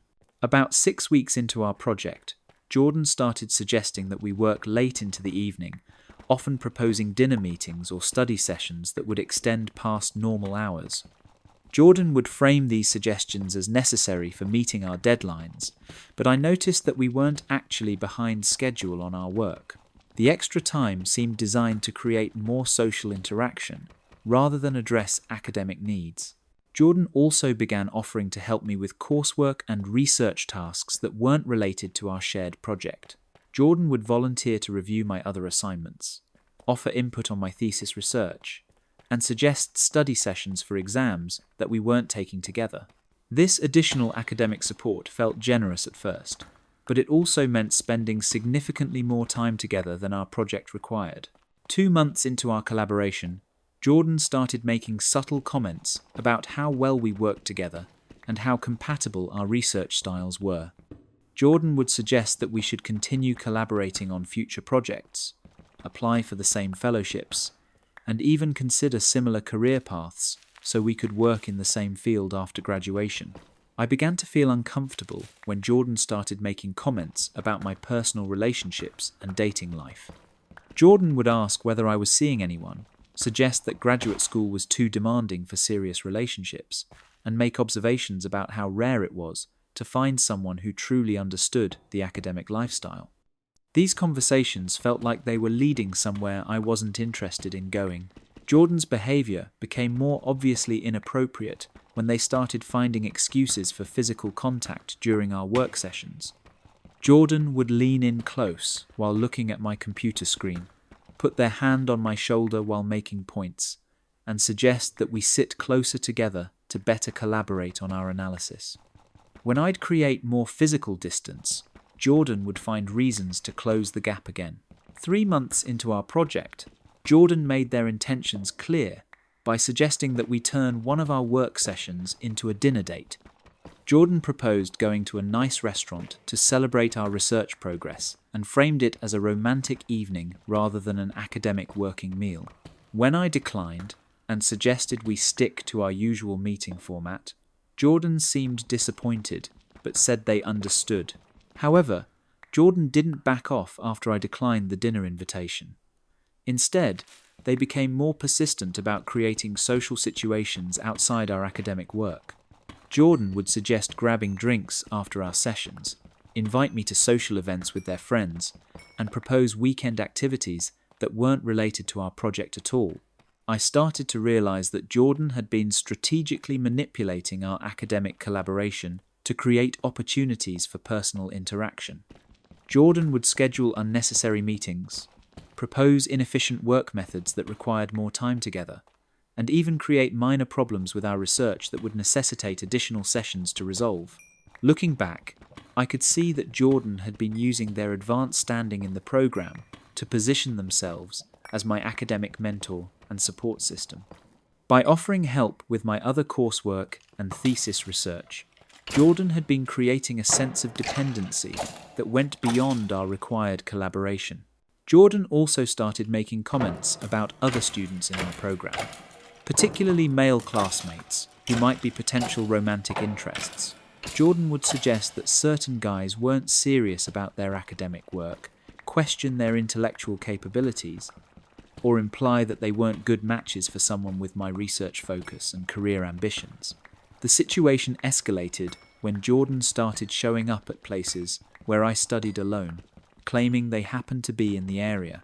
Jordan would appear at the library during my solo work time, show up at coffee shops where I'd mentioned studying, and even appear at campus events I'd mentioned attending. These coincidences felt too frequent to be accidental. When I finally confronted Jordan about their behavior, they initially denied having any romantic intentions and claimed they were just being a supportive academic partner. Jordan insisted that their suggestions for additional meetings and social activities were motivated by professional collaboration and friendship, not romantic interest. But when I pressed Jordan about the pattern of their behavior, they eventually admitted that they'd developed feelings for me over the course of our collaboration. Jordan said they'd been attracted to my intelligence and work ethic from the beginning, and that working so closely together had made their feelings stronger. Jordan tried to justify their manipulative behavior by saying they'd been trying to create opportunities to get to know me better as a person, not just as an academic collaborator. They claimed that their suggestions for additional meetings and social activities had been attempts to see if we were compatible outside of our research work. When I told Jordan that I wasn't interested in pursuing a romantic relationship and wanted to maintain strict professional boundaries for the remainder of our project, they seemed genuinely surprised. Jordan said they'd thought I was responding positively to their increased attention and social suggestions. Jordan tried to convince me that we had genuine compatibility and that I should give a romantic relationship a chance. They pointed to our successful academic collaboration as evidence that we worked well together and suggested that graduate school relationships could be beneficial for both of our careers. I had to be very firm about maintaining professional boundaries and made it clear that any future interactions would be strictly limited to our required academic work. I also spoke with our supervising professor about the situation to ensure that Jordan's behavior wouldn't affect my academic standing or research opportunities. Jordan initially agreed to respect my boundaries, but their behavior became noticeably less collaborative and supportive after I rejected their romantic advances. They became more critical of my research contributions, less willing to help with challenging aspects of our project, and generally less invested in producing high-quality work together. I realized that Jordan's academic support and mentorship had been conditional on the possibility of a romantic relationship. Once that possibility was eliminated, their investment in helping me succeed diminished significantly. This made me question how much of their earlier assistance had been genuine academic collaboration versus strategic relationship building. The remainder of our project was awkward and tense. Jordan maintained professional behavior during our required meetings, but the easy collaboration and mutual support that had characterized our early work together was gone. I had to work harder to compensate for Jordan's reduced investment in our shared research. I learned from other students that Jordan had a pattern of pursuing romantic relationships with younger students they'd been paired with for academic projects. Several people mentioned that Jordan always seemed to end up collaborating with attractive classmates and that their professional partnerships often evolved into personal relationships. After our project ended, Jordan tried several more times to suggest social activities and romantic possibilities, but I maintained strict boundaries about our interaction. I also made sure to avoid being paired with Jordan for any future academic work, since their behavior had shown they couldn't separate professional collaboration from personal interest. That's the end of that story. Using academic collaboration as a cover for romantic pursuit is particularly manipulative because it exploits professional relationships and educational opportunities. The fact that this was apparently a pattern with younger students makes it even more concerning. Our final story demonstrates how some people will use any opportunity, even the most inappropriate ones, to try to insert themselves into your life and relationship. My boyfriend's sister has been trying to break us up since we started dating and is now making her move. I've been dating Connor for about 1.5 years, and from the very beginning, his sister Miranda has made it clear that she doesn't approve of our relationship. Connor and Miranda are extremely close, having grown up with just each other and their single mother after their father left when they were young. Their bond is strong, but I'm starting to realize it might be unhealthily codependent.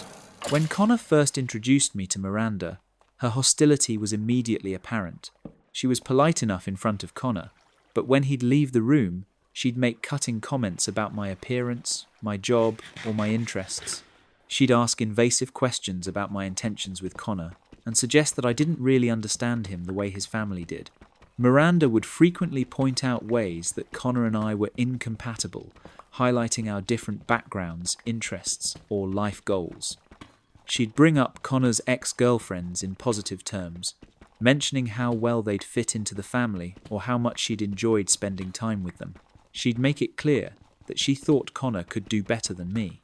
About 6 months into our relationship, Miranda started inserting herself into our plans more frequently. If Connor and I made dinner reservations, Miranda would suggest joining us. If we planned a weekend getaway, Miranda would propose a family trip instead. She'd frame these interventions as wanting to spend time with her brother, but it felt like she was deliberately trying to prevent us from having alone time. Miranda also started creating family emergencies and crises that required Connor's immediate attention whenever we had important plans together.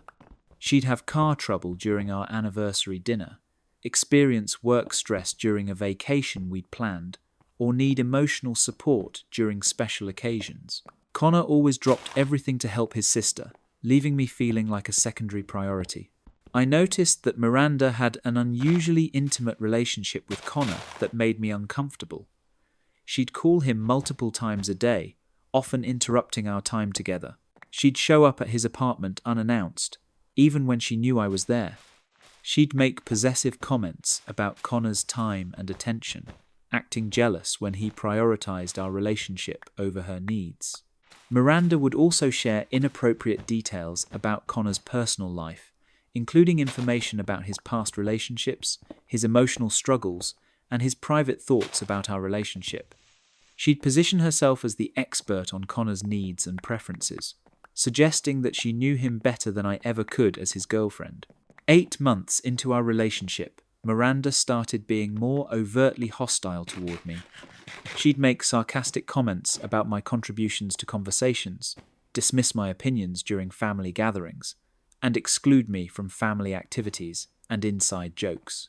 She'd treat me like an outsider who was temporarily disrupting their family dynamic. Connor seemed oblivious to his sister's behavior, or at least unwilling to acknowledge it. When I'd bring up specific incidents of Miranda's rudeness or hostility, Connor would defend her and suggest that I was misinterpreting her intentions.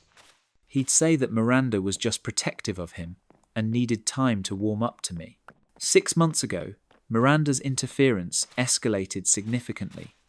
She started calling Connor with urgent requests and emotional crises, specifically during our important moments together. She'd have a panic attack during our first vacation, need immediate help moving furniture during my birthday celebration, or require emotional support during romantic evenings Connor had planned for us. Miranda also began positioning herself as Connor's primary emotional support system, encouraging him to share his relationship concerns and doubts with her, instead of working through them with me. She'd offer advice about our relationship that always seemed designed to create distance between us rather than help us resolve our issues. I discovered that Miranda had been researching my social media profiles, my work history, and my personal background in detail. She'd bring up information about my past that she couldn't have known unless she'd been actively investigating my life. She'd used this information to make subtle digs about my character or my suitability for Connor.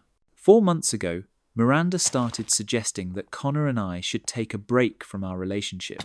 She'd framed this advice as concern for Connor's well-being, claiming that he seemed stressed or unhappy lately. She'd suggest that maybe we were too different, or that Connor needed time to focus on his career and family relationships. Miranda also began proposing activities and trips that would separate Connor and me for extended periods. She'd suggest brother-sister vacations, family obligations that required Connor's exclusive attention, or work opportunities that would take him away from our relationship. She'd always framed these suggestions as being in Connor's best interest. 3 months ago, I realized that Miranda had been actively sabotaging plans Connor and I made together. She'd call restaurants to cancel our reservations, contact venues to change our bookings, or schedule family events that conflicted with our important dates. When these plans would fall through, she'd be the first to comfort Connor and suggest alternative activities that included her. Miranda started making increasingly obvious moves toward being the primary woman in Connor's life. She'd buy him clothes and suggest that his style needed updating, redecorate his apartment without permission, and even start doing his laundry and cooking for him regularly. She was essentially taking over girlfriend responsibilities while positioning me as unnecessary. 2 months ago, Miranda crossed a major line by telling Connor that she'd seen me with another man in a situation that suggested I was cheating on him. This was completely fabricated, but Miranda provided enough specific details to make her story believable. Connor confronted me about this alleged infidelity, and I had to work hard to prove that Miranda's story was false. When Connor realized that Miranda had lied about me cheating, he was briefly upset with his sister, but Miranda claimed that she'd been mistaken rather than deliberately deceptive, and Connor accepted her explanation. She apologized for the misunderstanding, but suggested that her protective instincts had made her suspicious of situations that were probably innocent. Last month, Miranda made her most direct move yet. She told Connor that she'd been thinking about our family dynamic and had realized that she was in love with him, not as a sister, but romantically. She claimed that their close relationship had evolved into romantic feelings that she could no longer ignore. Miranda told Connor that she thought they were soulmates who understood each other in ways that outside romantic partners never could. She suggested that their shared history, emotional intimacy, and family bond made them perfect for each other, romantically. She said she'd been fighting these feelings for years, but couldn't deny them anymore.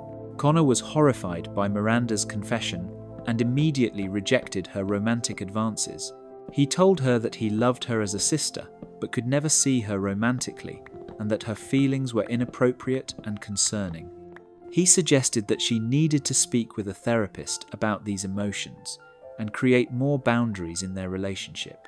But Miranda didn't accept Connor's rejection.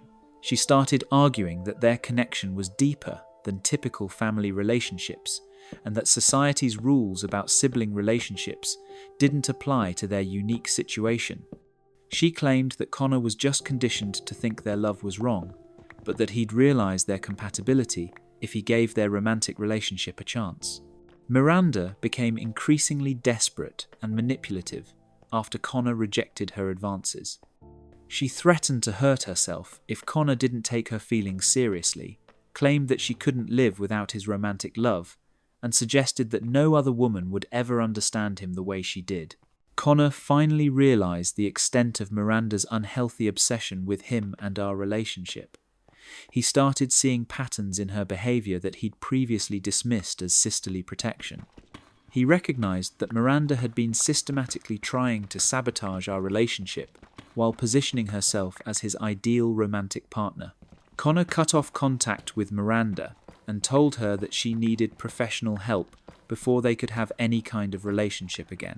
He apologized to me for not recognizing Miranda's manipulation earlier and for allowing her behavior to affect our relationship for so long. Miranda has been trying to contact Connor through other family members, mutual friends, and even by showing up at his workplace. She's been telling people that Connor is confused and that I've manipulated him into abandoning his family. She's positioned herself as the victim of my supposed interference in their sibling relationship. Connor and I are working through the trust and boundary issues that Miranda's manipulation created in our relationship. It's been difficult to rebuild our connection after months of her systematic interference, but we're committed to overcoming the damage she caused. Connor is also dealing with the psychological impact of realizing that his sister's love for him was romantic and obsessive rather than familial and healthy. He's been attending therapy to process the betrayal and manipulation he experienced from someone he trusted completely. That's the end of that story. The progression from disapproving sister to romantic rival is deeply disturbing and shows how unhealthy family dynamics can become destructive to everyone involved. Using familial closeness as a cover for romantic obsession is a particularly manipulative form of boundary violation. These stories remind us that betrayal comes in many forms, from the sister who falls in love with your husband to the best friend who sabotages your wedding while trying to steal your fiancé. From the partner who maintains an entire secret life on social media to the academic colleague who manipulates professional collaboration for personal gain. The common thread in all these tales is how people we trust use that trust against us, exploiting our love and vulnerability for their own selfish purposes. I'm Sarah, and my 8-year-old daughter Emma has been taking piano lessons for about 3 years now.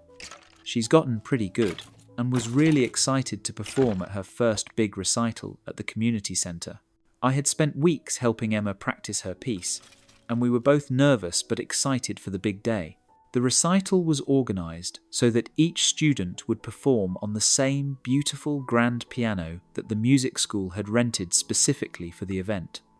It was a really nice Steinway, much better than our upright piano at home. Emma performed beautifully, and I was so proud of her. After her piece, we went to sit in the audience to watch the other students perform.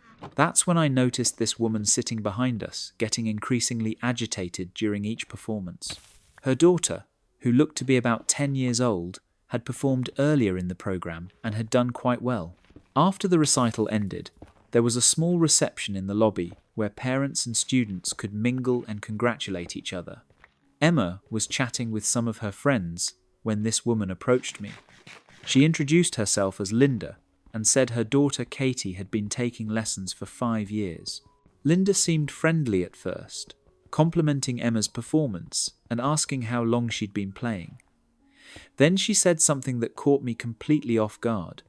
She told me that Katie was extremely talented and had been accepted into a prestigious summer music program. She said Katie needed to practice on a quality instrument to prepare for the program. I congratulated her and said that sounded like an amazing opportunity for Katie. That's when Linda dropped the bombshell. She said that since Katie was more advanced than Emma and had this important program coming up, we should let Katie use our piano for practice sessions. I was confused and told her that we just had an upright piano at home, nothing special. Linda said she knew that, but that any piano would be better than what they had access to. She explained that they lived in an apartment and couldn't have a piano, so Katie had been practicing on a keyboard. I felt bad for Katie's situation, but I explained that our piano was in our living room and Emma practiced on it every day after school. Linda said that Katie could practice in the evenings after Emma was done, or on weekends when Emma didn't need it. I told her that sounded like it might be inconvenient for everyone involved, and suggested she look into practice rooms at the music school or library. Linda got defensive and said those rooms had to be reserved weeks in advance and weren't always available when Katie needed them. Then Linda said something that really surprised me. She told me that since Katie was more talented and had been playing longer, she deserved access to a real piano more than Emma did. She said that Emma was just a beginner and wouldn't notice the difference between practicing on a keyboard versus a piano. I was taken aback and told her that Emma definitely could tell the difference and that our piano was important for her development as well. Linda said that I was being selfish and not thinking about what was best for the more advanced student. She then suggested that we could work out a schedule where Katie would come to our house 3 times a week for 2-hour practice sessions. She said it would be good for Emma to hear how more advanced pieces sounded, and that Katie could even give Emma some tips. I declined and explained that having someone come to our house that frequently wasn't something I was comfortable with. Linda got visibly frustrated and said that I was preventing a truly gifted child from reaching her potential. She told me that Katie's teacher had said she was one of the most talented students she'd ever taught, and that limiting her practice time could hurt her chances in the summer program. Linda said that I should want to help foster musical talent in the community. I tried to be polite and said that I hoped Katie would find a good practice solution, but that our family piano wasn't available for other students to use. Linda said that Emma would benefit from hearing Katie play and that I was being short-sighted about what was best for my own daughter. Then, Linda pulled out her phone and showed me a video of Katie playing a complex classical piece. She said that this was the level Katie was performing at and asked if I really thought Emma's simple pieces were more important than Katie's advanced repertoire. I felt like Linda was trying to make me feel bad about Emma's skill level, which wasn't fair to either of our daughters. I told her that every student deserved access to practice time regardless of their current ability level. Linda then offered to pay us $20 per practice session for Katie to use our piano. When I declined that as well, she said she'd pay $50 per session. I explained that it wasn't about money, but about the disruption to our family's routine and Emma's practice schedule. Linda got really pushy at that point. She said that Emma was holding back a more deserving student, and that I should think about the bigger picture. She claimed that supporting advanced students was more important for the musical community than protecting beginners. I told Linda that this conversation was over, and that I needed to find Emma so we could leave. As I walked away, Linda called after me that I was being selfish and that Emma would never improve if she wasn't exposed to higher level playing. Emma had overheard part of the conversation and asked me what the woman wanted. I explained that she had asked about piano practice time, and Emma said she didn't want to share our piano because it was special to her. I assured her that our piano would stay exactly where it belonged. The next week, I got a call from Emma's piano teacher. She said that Linda had contacted her asking for my phone number and suggesting that Emma might benefit from joint practice sessions with Katie. The teacher said she had declined to give out my contact information and wanted me to know about the request. I thanked the teacher for respecting our privacy and told her about the conversation at the recital. She said she'd dealt with pushy parents before, and that Katie was welcome to practice at the music school during their open practice hours. A few days later, I saw Linda at the grocery store, and she approached me again. She said she'd been thinking about our conversation and had a new proposal. She suggested that Emma could take lessons at Katie's level if she had access to better practice conditions. I told Linda that Emma was happy with her current progress and that we weren't looking to accelerate her learning. Linda said that I was limiting Emma's potential and that exposure to advanced students would motivate her to work harder. I ended the conversation and haven't spoken to Linda since, but Emma mentioned that Katie had asked her at their next lesson if she could come practice at our house. I felt bad that Linda had put Katie in the position of asking directly, but I'm glad Emma felt comfortable saying no. That's the end of that story. The nerve of demanding access to someone else's piano because your child is supposedly more talented is absolutely staggering. This woman really thought that musical ability created some kind of hierarchy where advanced students deserved other people's instruments. The fact that she tried to go through the teacher and then put her own daughter in the awkward position of asking directly shows how far some parents will go to get what they want. Let's move on to our next story, which involves a parent who thought their child's athletic aspirations overrode basic fairness and honesty. I'm Mike, and I coach Little League Baseball for 8 and 9-year-olds in our community. I've been doing this for about 4 years now, and I really enjoy working with kids and teaching them about teamwork and sportsmanship. Our league has a pretty straightforward rule that every kid gets equal playing time regardless of their skill level. This season, we had this new player named Trevor, whose father, Dave, was extremely involved from day one. Dave would show up early to every practice and stay late, constantly giving Trevor additional coaching and tips. Nothing wrong with that kind of parental support, but Dave also had very strong opinions about how the team should be run. Trevor was actually a pretty good player for his age, definitely one of the stronger kids on the team. He could hit consistently and had good fielding skills.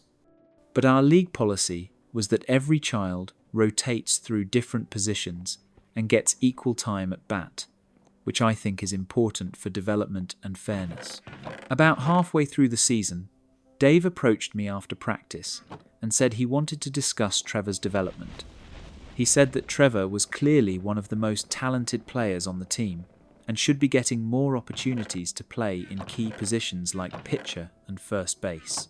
I explained our league's equal playing time policy and said that all the kids would continue rotating through different positions so they could learn different skills.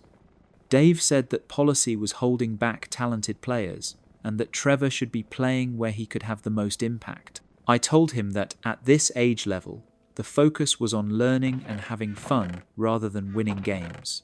Dave said that was a nice sentiment, but that Trevor had real potential and needed to be challenged and developed properly. Then Dave suggested that some of the weaker players on the team should get less playing time so that stronger players like Trevor could get more opportunities. He said it wasn't fair to treat all players equally when their skill levels were obviously different. I was pretty shocked by this suggestion and reminded him that our league specifically existed to give all kids equal opportunities to play and learn. Dave said that equal opportunity was fine in theory, but that in practice it meant holding back kids who could excel. Dave then told me that Trevor had been recruited by a more competitive travel team and that his development this season would determine whether they accepted him. He said that Trevor needed to demonstrate his abilities in game situations, which meant playing in key positions more frequently. I explained that if Trevor wanted to pursue more competitive baseball, that was great, but that our community league had different goals and policies. Dave said that I was being inflexible and not thinking about what was best for the most talented players. The conversation got more intense when Dave said that Trevor was being wasted on a team where equal playing time was more important than developing talent. He suggested that I should consider the long-term impact on Trevor's baseball career. I told Dave that 8 and 9-year-old children shouldn't be worried about their baseball careers and that our league prioritized fun and learning over competition. Dave said that attitude was why American youth sports were falling behind other countries. Then Dave made a proposal that really crossed the line.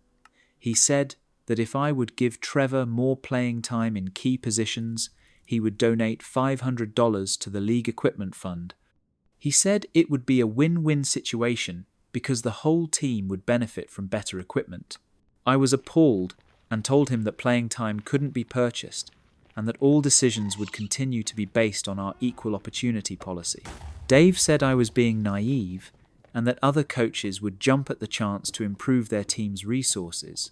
Dave then tried a different approach. He said that some of the other parents had complained to him about their kids being placed in positions where they struggled. He claimed that the parents of less skilled players would actually prefer their children to have less pressure. I told him that I'd never received any such complaints and that the parents I'd spoken with appreciated the equal playing time policy. Dave said that parents wouldn't complain directly to me, but that they'd expressed frustrations to other parents. The situation escalated when Dave started showing up to games with a stopwatch, timing how long each player spent in different positions. He would approach me between innings with his data, showing that Trevor wasn't getting equal time in the positions he considered most important. I had to explain that position rotation was about exposing kids to different skills, not about giving each child identical time in each specific position. Dave said that explanation was just a way to avoid giving the best players the opportunities they deserved. Dave's behavior started affecting other parents and players. Some of the other dads mentioned that Dave had approached them about supporting his request for Trevor to get more playing time. He'd told them that better players getting more opportunities would make the whole team more successful. The breaking point came during our second to last game of the season. Trevor was playing second base when a ground ball came his way. He made a great play and got the runner out, and Dave immediately started yelling that Trevor should be playing second base all the time because he was obviously the best fielder.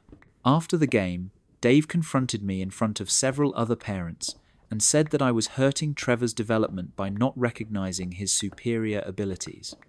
He said that equal playing time was a nice idea, but that real coaching meant making decisions based on talent. I calmly explained once again that our league policy would continue to be followed and that all players would keep getting equal opportunities. Dave said that he was going to file a complaint with the league administration about my coaching decisions. The next week, I got a call from the league coordinator saying that Dave had indeed filed a formal complaint. He'd alleged that I was mismanaging playing time and not developing talented players properly. The coordinator said they'd reviewed our game logs and that I was clearly following league policy correctly. Dave ended up pulling Trevor from the team for the final game, saying that he didn't want Trevor's development to be hindered any further. He told the other parents that he was moving Trevor to a more competitive team where talent would be properly recognized and developed. I felt bad for Trevor, who seemed to enjoy playing with his teammates and had never complained about playing time or positions. The other kids asked where Trevor was for the final game, and I explained that his family had decided to pursue other baseball opportunities. That's the end of that story. The entitlement of trying to buy extra playing time for your child and then attempting to manipulate league policies based on supposed talent is just incredible. This father was so focused on his son's advancement that he completely missed the point of youth recreational sports. The fact that he tried to bribe a coach and then filed false complaints when that didn't work shows how far some parents will go to give their children unfair advantages. Our next story takes us to a wedding venue, where apparently some parents think their children's presence automatically makes them the most important guests. My name is Jennifer, and I got married last month after 2 years of planning what I thought would be the perfect day. My husband and I had specifically chosen to have an adults-only wedding reception. We love kids, but we wanted our celebration to be more formal and intimate, so we made it clear on our invitations that the reception would be for adults only. My cousin Rachel has 2 young children, ages 4 and 6, and when she RSVP'd, she asked if there would be any exceptions to the adults-only policy. I explained that we'd decided to keep it consistent for all guests, but that we'd love to celebrate with her kids at a later family gathering. Rachel seemed understanding and said she'd arrange for a babysitter for the evening. I was grateful that she was being so accommodating and looked forward to celebrating with her at the reception. The day of the wedding arrived, and everything was going perfectly. The ceremony was beautiful, and we were all heading to the reception venue when I noticed Rachel walking in with both of her children. I was confused because I thought she'd arranged childcare. I approached Rachel during the cocktail hour and gently asked about the kids. She said that her babysitter had cancelled last minute and that she couldn't find anyone else to watch them. She apologized for bringing them, but said she didn't want to miss my wedding.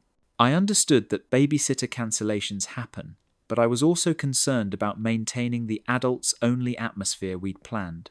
I suggested that maybe she could take the kids home and come back later, or that her husband could stay with them while she attended part of the reception. Rachel said that they'd driven 2 hours to get to the wedding, and that leaving and coming back wasn't practical. She promised that the kids would be well behaved, and that no one would even notice they were there.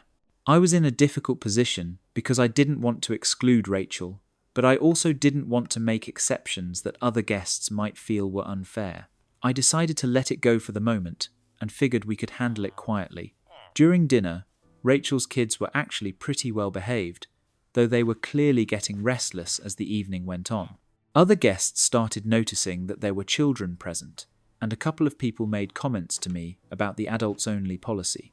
Things got complicated when the DJ started playing music for dancing. Rachel's 4-year-old immediately ran onto the dance floor and started spinning around and falling down. It was actually pretty cute, but it wasn't the atmosphere we'd planned for. Other guests started commenting on how adorable the kids were, but I could tell that some people were also confused about why children were there when the invitation had specifically said adults only. The real problem started when Rachel approached me during the dancing and said that her 6-year-old was getting hungry. She asked if there was any way to get a kid's meal for him since he hadn't been able to eat much of the adult dinner options. I explained that we hadn't ordered any children's meals because the reception was supposed to be adults only. Rachel said that I should ask the caterer if they could make something simple like chicken fingers or a peanut butter sandwich. I was getting frustrated because this was exactly the kind of situation I'd hoped to avoid by having an adults-only event. I told Rachel that I'd check with the caterer, but that I couldn't guarantee they'd be able to accommodate a last-minute meal request. Rachel then said something that really bothered me. She told me that I was being inflexible and that any good host would find a way to feed a hungry child.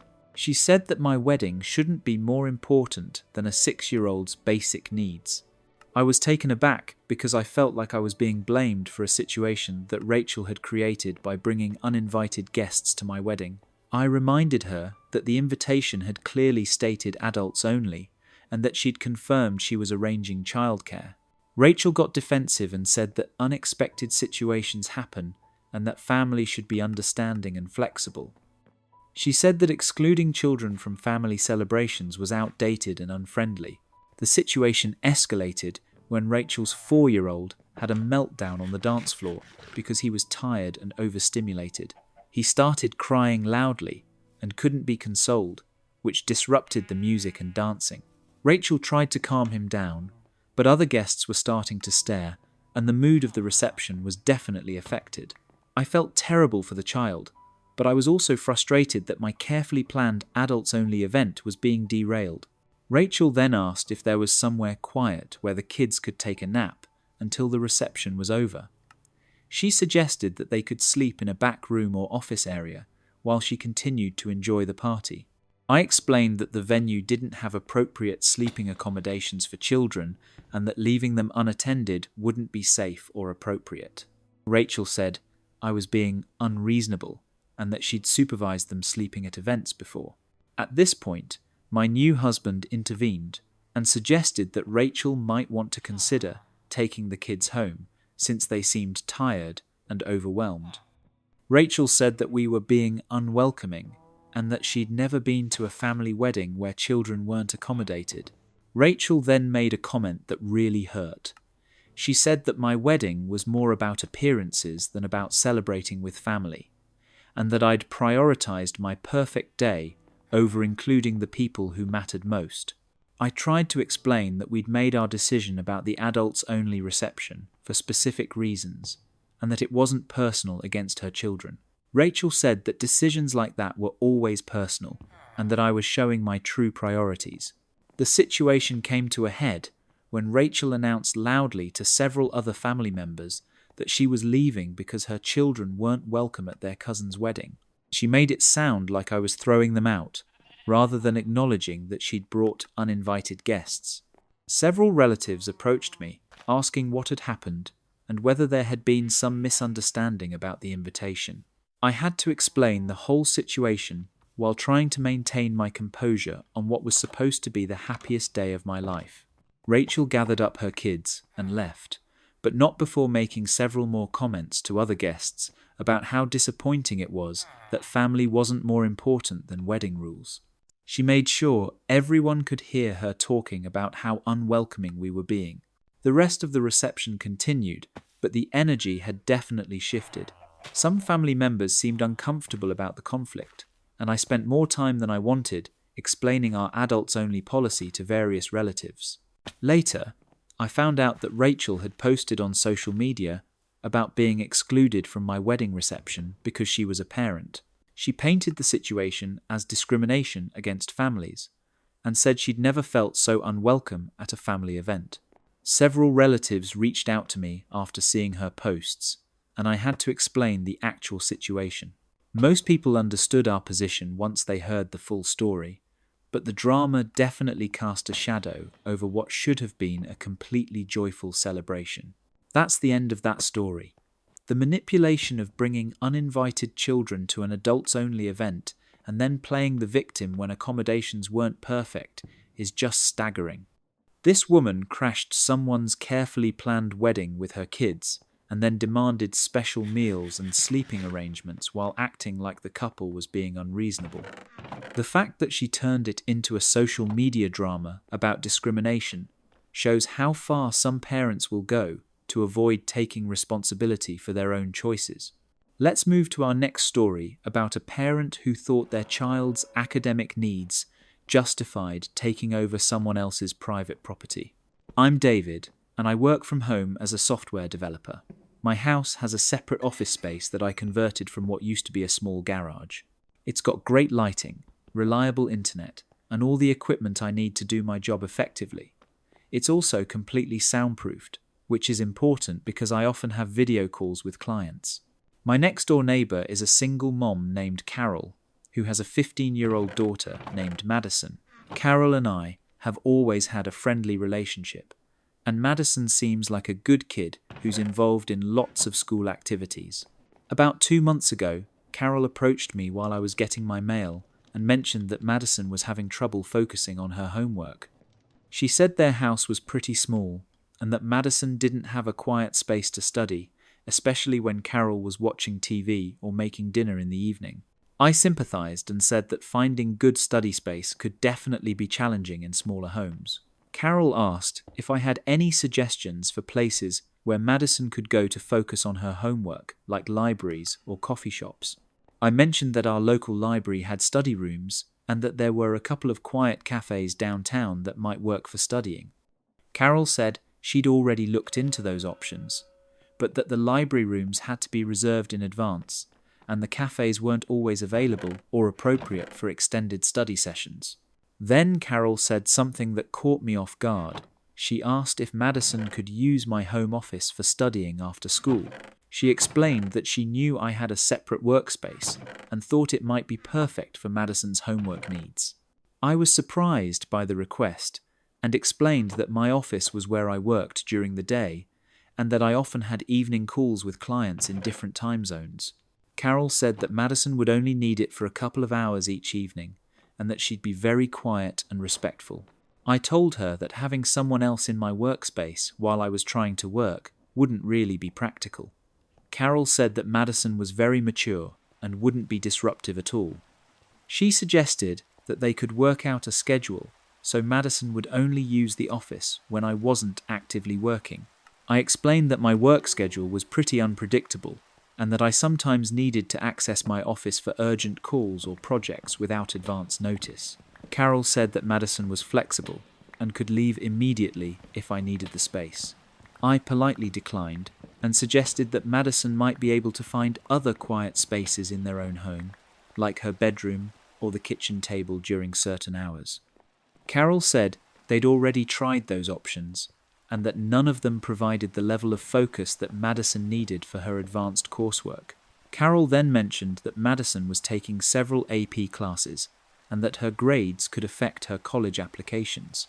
She said that having access to a proper study environment could make a real difference in Madison's academic success. I felt bad for Madison's situation, but I also wasn't comfortable having a teenager using my private workspace on a regular basis.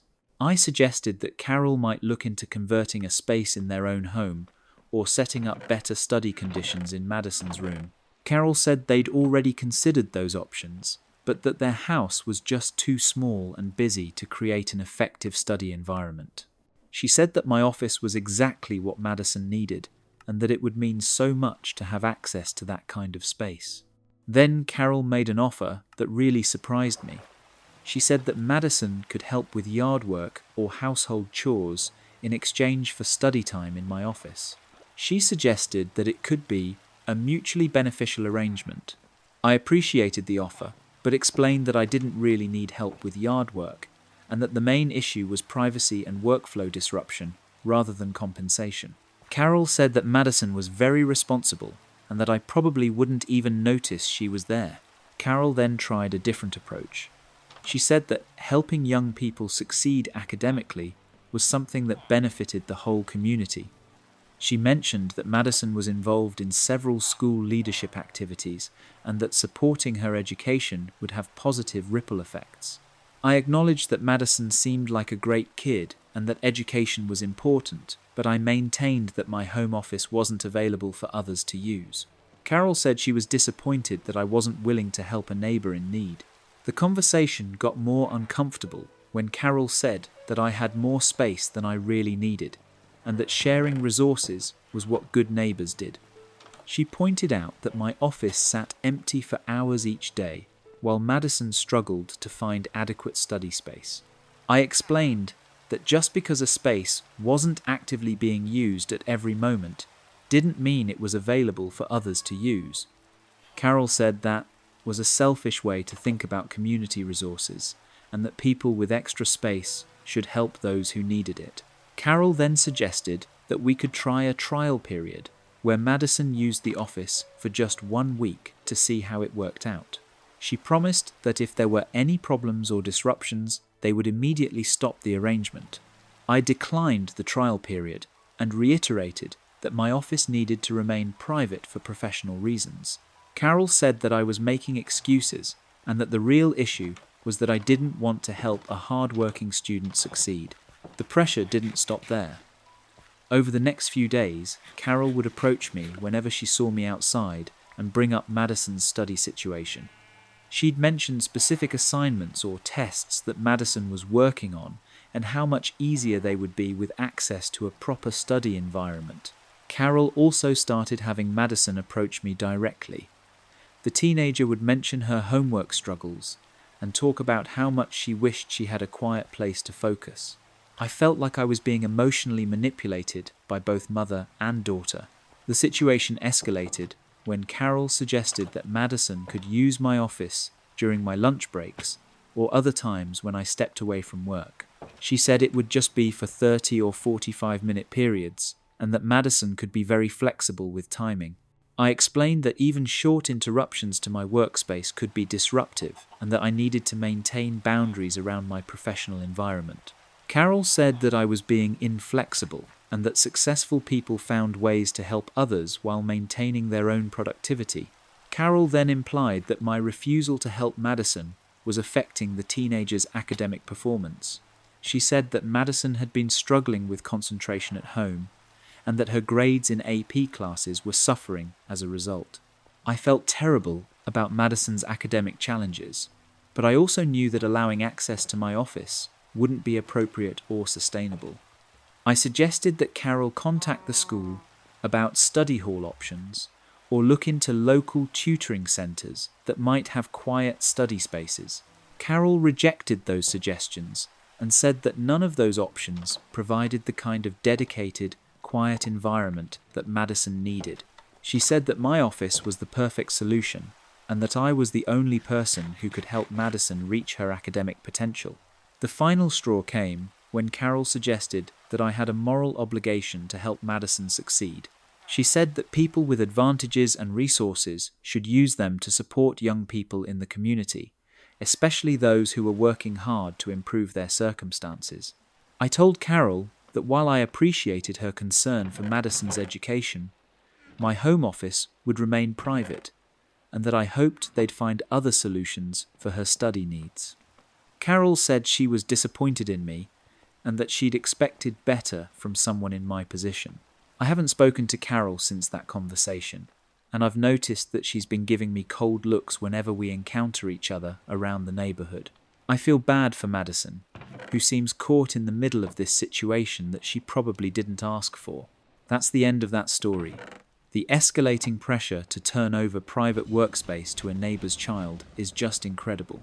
This woman really thought that academic need created an automatic right to use someone else's home office.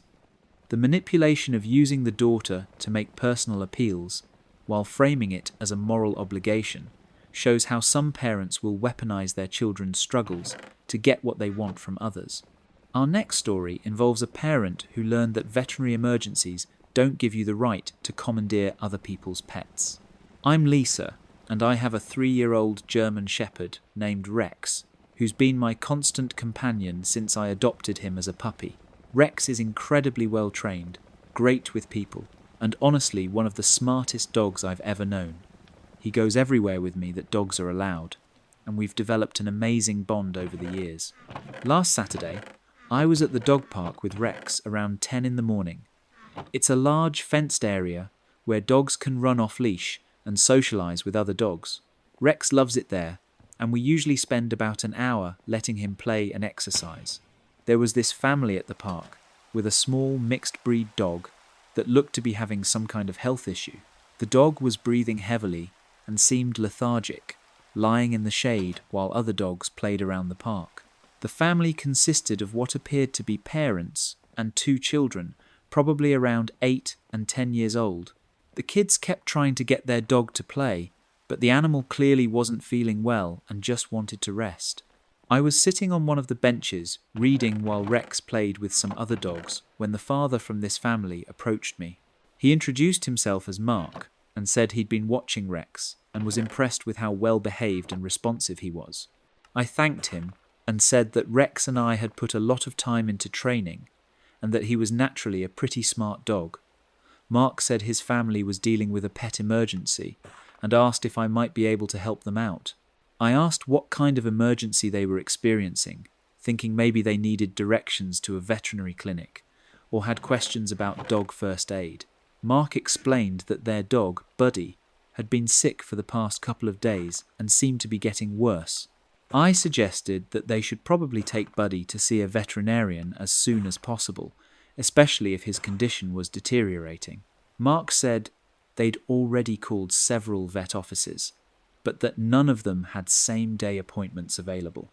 I sympathised and mentioned that emergency veterinary clinics were available for urgent situations, though they could be more expensive than regular vet visits.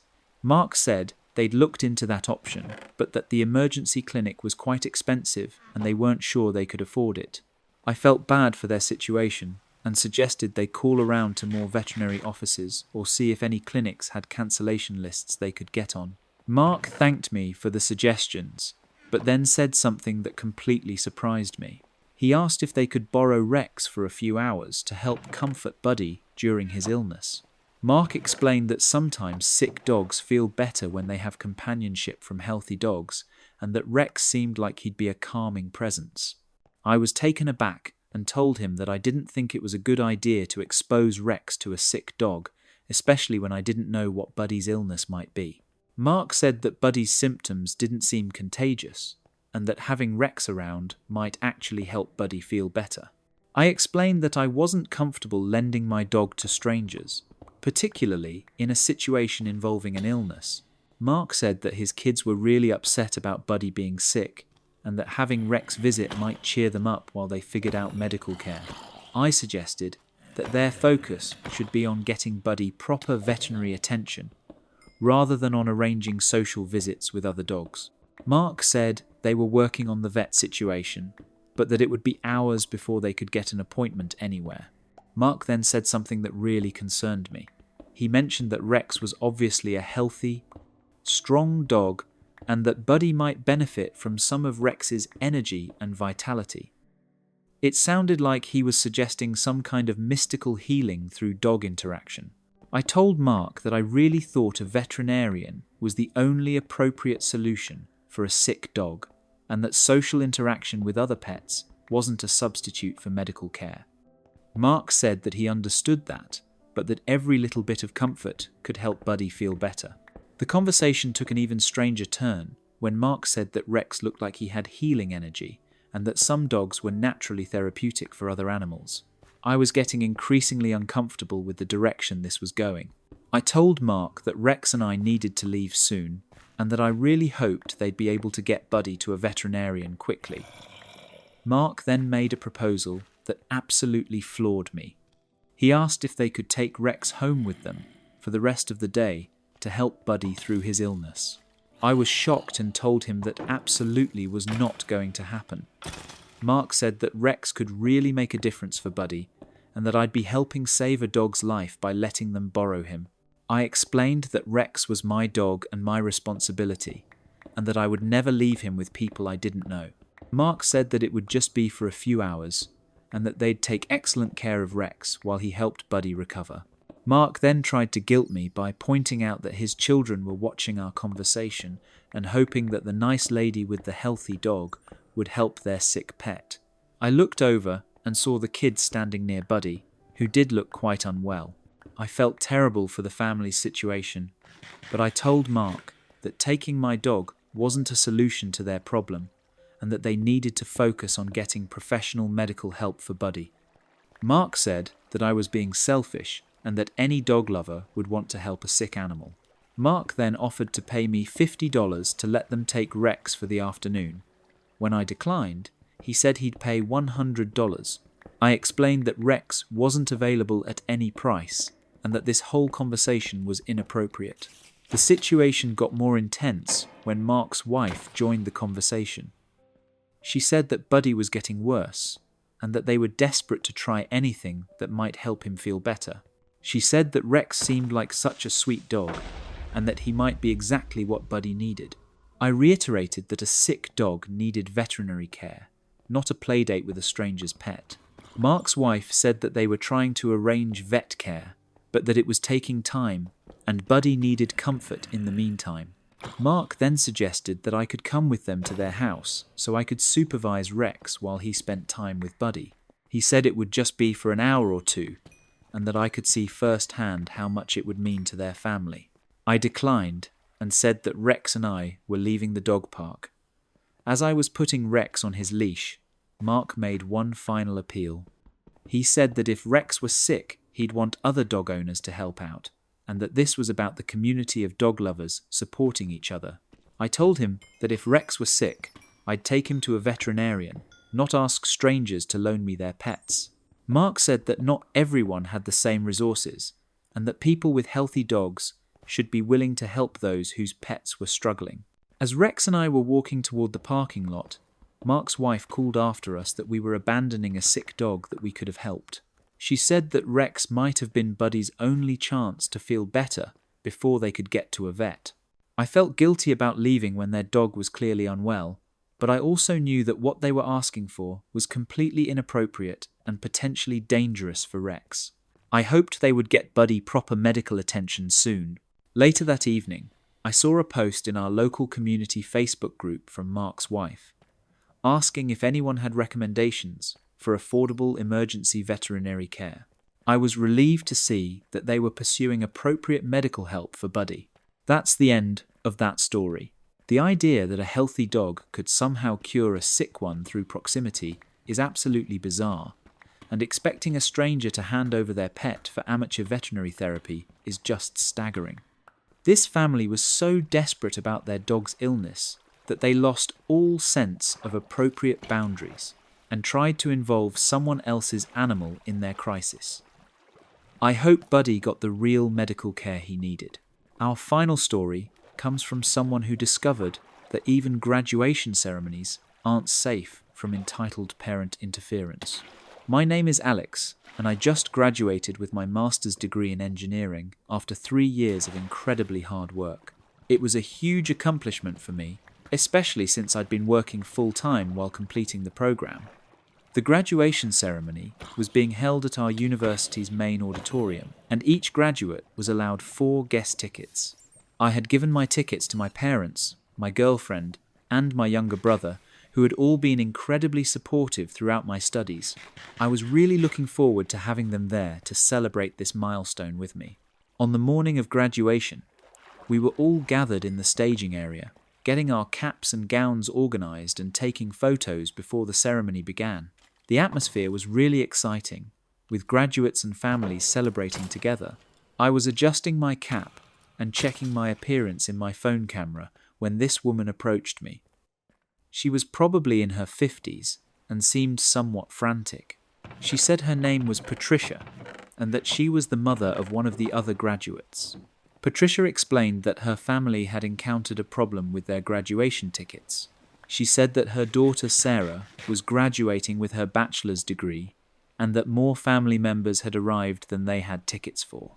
I felt bad for their situation and asked if there was anything the university could do to help with additional tickets. Patricia said she'd already spoken to the administration office and that they'd told her all tickets were distributed and no extras were available. Patricia then said something that surprised me. She asked if I would be willing to give her one of my guest tickets since her family needed it more than mine did. She explained that Sarah had relatives who had travelled from across the country specifically for the graduation. I told her that I understood their situation was frustrating, but that I'd already given all 4 of my tickets to family members who were planning to attend. Patricia said that surely I could ask one of my guests to stay home so that Sarah's family could have a complete celebration. I was taken aback and explained that my family had also made plans and travel arrangements to be there for my graduation. Patricia said that a master's degree graduation wasn't as important as a bachelor's degree graduation because Sarah was achieving her first major academic milestone. I couldn't believe what I was hearing. I told Patricia that all graduations were important to the people achieving them and that I wasn't willing to exclude any of my family members from my ceremony. Patricia then asked which of my guests would be least disappointed to miss the graduation. She suggested that my brother, being younger, might not fully understand the significance and could watch a live stream instead. I was getting frustrated and told Patricia that I wasn't going to rank my family members by importance or ask any of them to give up their seats. Patricia said that I was being selfish and not considering the needs of other families. Patricia then tried a different approach. She said that Sarah had struggled academically throughout college and that this graduation was especially meaningful for their family. She claimed that having extended family there would mean more to Sarah than it would to me. I pointed out that Patricia didn't know anything about my academic journey or how meaningful this graduation was to my family. She said that people pursuing advanced degrees obviously had family support already, while Sarah had overcome challenges without much help. The conversation got more uncomfortable when Patricia said that I looked like someone who came from privilege and probably took family support for granted. She made assumptions about my background and financial situation that were completely off base. I tried to end the conversation by saying that I hoped Sarah's family would find a solution, but that I couldn't give up any of my tickets. Patricia said that I was prioritizing my own celebration over helping another student have her family present. Patricia then made an offer that really crossed the line. She said she would pay me $200 for one guest ticket. When I declined, she said she'd pay $300 and that Sarah's grandparents had specifically saved money to attend the graduation. I explained that the tickets weren't for sale and that even if they were, I wouldn't exclude my own family from my graduation ceremony. Patricia said that $300 was more than fair and that I was being unreasonable by refusing. Patricia then tried emotional manipulation by describing how disappointed Sarah's elderly grandparents would be if they couldn't attend their granddaughter's graduation. She said they'd driven 8 hours specifically for the ceremony. I felt bad for the grandparents' situation, but I pointed out that poor planning on their family's part didn't create an obligation for me to solve their problem. Patricia said that unexpected family attendance was hardly poor planning and that I should be more understanding. The situation escalated when Patricia suggested that the university should have given extra tickets to students whose families had greater need. She said that distributing tickets equally wasn't fair when some families had more people who wanted to attend. I told her that equal distribution seemed like the most fair approach and that everyone had received the same opportunity to plan their guest list accordingly. Patricia said that approach discriminated against students with large, close-knit families. Patricia then started following me around the staging area, continuing to pressure me about the ticket situation. She introduced me to Sarah, who seemed embarrassed by her mother's behaviour and kept saying that the grandparents would understand if they couldn't attend. Patricia ignored her daughter's protests and kept insisting that one of my family members should give up their seat for Sarah's grandparents. She said that younger people like my brother could attend future graduations, but that elderly grandparents might not have other opportunities.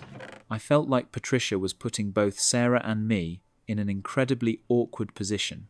Sarah clearly didn't want her mother harassing other graduates, but Patricia seemed determined to get what she wanted regardless of how inappropriate her approach was. The final straw came when Patricia approached my family directly during the pre-ceremony reception. She introduced herself to my parents and brother and explained that they needed extra tickets for Sarah's family. Patricia told my family that she'd spoken to me about giving up a ticket and that I'd seemed open to the idea. This was completely untrue, and I had to correct her misrepresentation in front of my confused family members. My mother politely told Patricia that we were all excited to attend my graduation and that they'd made travel plans specifically for the ceremony. Patricia said that they could easily watch online and that their presence wasn't as crucial as that of Sarah's grandparents. My father stepped in and told Patricia that her request was inappropriate and that she needed to leave our family alone. Patricia said that she was just trying to help her daughter have the graduation celebration she deserved. I finally had to be direct and tell Patricia to stop approaching me and my family about tickets. She said that I was being selfish and unsympathetic to other students' needs, and that my attitude reflected poorly on the values taught at our university. The graduation ceremony proceeded beautifully, and I was so grateful to have my family there to celebrate with me. I spotted Sarah in the crowd of graduates and was relieved to see that she seemed to be enjoying her moment despite her mother's earlier dramatics. After the ceremony, I saw Patricia in the reception area, still complaining to other families about the university's ticket policy. She was telling anyone who would listen about how unfair the distribution system was and how some students had received preferential treatment. I felt bad for Sarah, who seemed like a nice person caught in an embarrassing situation created by her mother's entitled behavior. I hoped she was able to celebrate her achievement without being overshadowed by the ticket drama. That's the end of that story. The nerve of approaching strangers at graduation and demanding they exclude their own family members so yours can attend is absolutely staggering. This woman really thought she could emotionally manipulate and financially pressure someone into giving up their graduation tickets. The fact that she misrepresented the conversation to this person's family shows how far some parents will go to get what they want, even when it means lying and creating uncomfortable situations for everyone involved. Our final story for tonight comes from someone who learned that entitled parents think housing should be redistributed based on family size rather than lease agreements. My name is Chris, and I live in a really nice one-bedroom apartment in a popular downtown area. I've been renting this place for about 2 years now, and it's perfect for my needs. The rent is reasonable for the location, and I love being within walking distance of work, restaurants, and entertainment. The apartment building has about 20 units, and most of the tenants are young professionals like myself. There are a few families, but the majority of the building consists of single people or couples who enjoy the urban lifestyle. About 6 months ago, a new family moved into the unit across the hall from me. It's a mother, father, and 3 children who appear to range in age from about 5 to 12 years old. The apartment they moved into is identical to mine, a one-bedroom unit that was clearly designed for 1 or 2 people maximum. I felt bad for the family because 5 people in a one-bedroom apartment had to be incredibly cramped and uncomfortable. The kids were always in the hallway playing because there wasn't enough space inside their unit, which I completely understood. The mother, whose name I learned was Janet, seemed friendly enough when we passed in the hallway. She would always say hello and make small talk about the building or the neighborhood. Her children were polite and well-behaved whenever I encountered them. About 3 weeks after they moved in, Janet approached me while I was getting my mail and started making conversation about how we were neighbors now. She mentioned that her family was still adjusting to their new living situation and finding it challenging to fit everyone comfortably in their apartment. I sympathized and said that downtown apartments were generally pretty small and that it must be difficult managing with 3 children in such a compact space. Janet said it was definitely a challenge, but that they were grateful to have found anything in this neighborhood. Janet then asked me about my apartment layout and whether it was similar to theirs. I confirmed that it was the same one-bedroom floor plan and mentioned that it worked well for me as a single person. Janet seemed very interested in hearing about how I used the space and asked specific questions about my bedroom, living room, and kitchen areas. I thought she was just curious about layout options or looking for ideas to maximize their own space. Then Janet said something that caught me completely off guard. She asked if I would be interested in switching apartments with her family. She explained that they really needed more space and that my unit would be better suited for a family. I was confused and asked what she meant by switching apartments, since both units were identical one-bedroom layouts. Janet said that my apartment faced east and got better morning light, while theirs faced west and was darker in the mornings. I told her that I was happy with my apartment and wasn't interested in switching. Janet said that the morning light would be really important for her children's daily routine, and that families with kids should have priority for the best units. I explained that the light difference was probably minimal and that I had specifically chosen my apartment when I moved in. Janet said that she understood I liked my apartment, but that her family's needs were greater than mine. Janet then mentioned that she'd noticed I lived alone and asked if I really needed an entire one-bedroom apartment to myself. She suggested that a studio apartment would probably be sufficient for my needs and that families required more space. I was taken aback and told her that the size of apartment I chose was based on what I could afford and what made me comfortable. Janet said that single people should be more conscious of taking up housing that families needed. The conversation got more uncomfortable when Janet asked if I would consider moving to a smaller unit in the building if one became available. She said that would free up my current apartment for her family, who would make better use of the space. I told Janet that I had a lease agreement for my specific apartment and wasn't planning to move. She said that lease agreements could be transferred and that she'd be happy to take over my lease if I found something smaller. Janet then offered to pay me to switch apartments. She said she'd give me $500 to cover moving expenses if I would trade units with her family. When I declined, she said she could offer $750. I explained that money wasn't the issue and that I simply wasn't interested in moving. Janet said that $750 was a lot of money for something that would barely inconvenience me, but would make a huge difference for her children. Janet then tried a different approach. She said that her children were having trouble sleeping because the western-facing windows made their apartment too hot in the evenings. She claimed that the heat was affecting their health and school performance. I suggested that they could install blackout curtains or use fans to manage the temperature.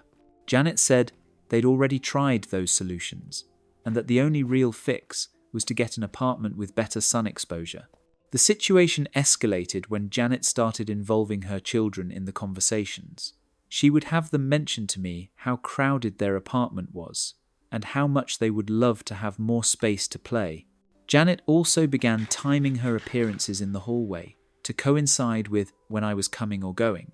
She would bring up the apartment switch idea regularly, always with new reasons why it would benefit her family. Janet then approached my landlord directly to ask about transferring leases between units. She told him that her family needed my apartment for health and safety reasons, and that I had expressed interest in moving to something smaller. My landlord called me to ask about the lease transfer request, and I had to explain that I'd never expressed any interest in moving, and that Janet had been pressuring me to switch apartments. He assured me that my lease was secure and that no changes would be made without my consent. Janet wasn't deterred by the landlord's response. She started leaving notes under my door explaining why her family deserved my apartment more than I did. The notes mentioned her children's need for space, the importance of good lighting for their development, and how single people should be more community-minded. The notes became more frequent and more demanding. Janet would cite articles about child development and housing needs, arguing that families with children should have priority for better apartments in residential buildings. Janet then enlisted other tenants in the building to support her cause, She told several neighbors that I was selfishly hoarding a family-sized apartment while her children suffered in inadequate housing. Some tenants approached me, asking if I'd consider helping Janet's family by switching apartments. They'd been told that I was resistant to reasonable requests and that my refusal was hurting the children's well-being. I had to explain to multiple neighbors that both apartments were identical in size and that Janet's family would not actually gain any additional space by switching units. Most people understood once they heard the full situation. Janet then started having her children knock on my door directly to ask about the apartment switch.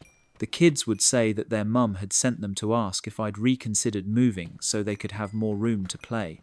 I felt terrible having to explain to young children that the apartment situation was between adults and that they shouldn't be involved in these discussions. It was clear that Janet was using her kids as emotional leverage. The final straw came when Janet contacted my workplace, trying to reach me about the apartment situation. She told my colleagues that we were neighbors dealing with a housing issue and that she needed to speak with me urgently. My boss mentioned the call to me, and I had to explain that it was a personal matter involving a pushy neighbor who wouldn't take no for an answer. I was embarrassed that Janet had involved my professional life in her apartment demands. I ended up having to file a complaint with building management about Janet's harassment. The property manager spoke with her about appropriate tenant behavior and told her to stop pressuring other residents about housing arrangements. Janet's behavior stopped after the management intervention, but she's given me cold stares ever since. I occasionally still hear her telling other tenants about how unfair the housing distribution is in the building. I feel bad for her children, who seem like good kids caught in a situation created by their mother's entitlement and poor planning. But I'm relieved that I don't have to deal with constant pressure to give up my home anymore. That's the end of that story. The audacity of demanding someone give up their lease because you think families deserve housing more than single people is absolutely mind-blowing. This woman really thought that having children created an automatic right to other people's apartments, even when both units were identical in size. The escalation from polite requests to workplace harassment shows how far some entitled parents will go when they can't get their way. Let's move on to a story about creative theft within families, where someone thought inspiration and plagiarism were the same thing. I'm a freelance graphic designer, and I've been building my career for about 6 years now. It's been a lot of hard work. The first few years were especially tough financially, and I had to take on side jobs just to make ends meet while I built up my client base. But over the past 2 years, things have really taken off. I've developed a distinctive style that clients love, and I've been getting steady work through referrals and my online portfolio. About 8 months ago, I created a series of digital illustrations that I was particularly proud of. It was a collection of 10 pieces featuring stylized animals in geometric patterns with a specific color palette I'd developed. Each piece took me anywhere from 20 to 40 hours to complete. The series represented months of work and creative development. I posted the series on my website and social media, and the response was incredible. I got dozens of inquiries from potential clients and ended up selling prints of several pieces. One of the designs, a fox made up of triangular patterns in orange, teal, and cream, was especially popular. I sold it as prints. It got featured on a design blog, and several people asked about licensing it for use on products. It was probably the most successful single piece I'd ever created. My younger brother Mason is 26 and has been trying to figure out his career path for years. He's bounced between different jobs and interests, never really settling on anything. About 6 months ago, he mentioned he was thinking about getting into design work. He said he'd been watching online tutorials and thought he might have a talent for it. I was supportive and offered to give him feedback on his work if he wanted. Mason lives across the country, so we don't see each other often, but we stay in touch through text and video calls.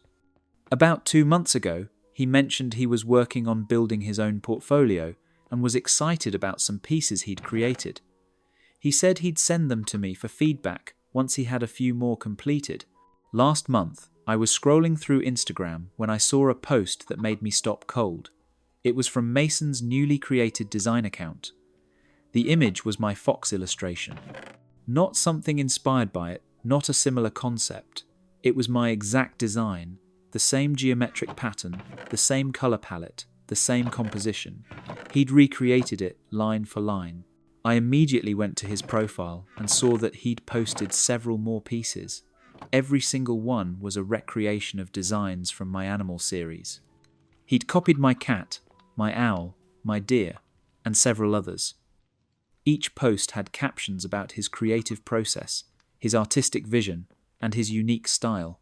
I felt sick to my stomach.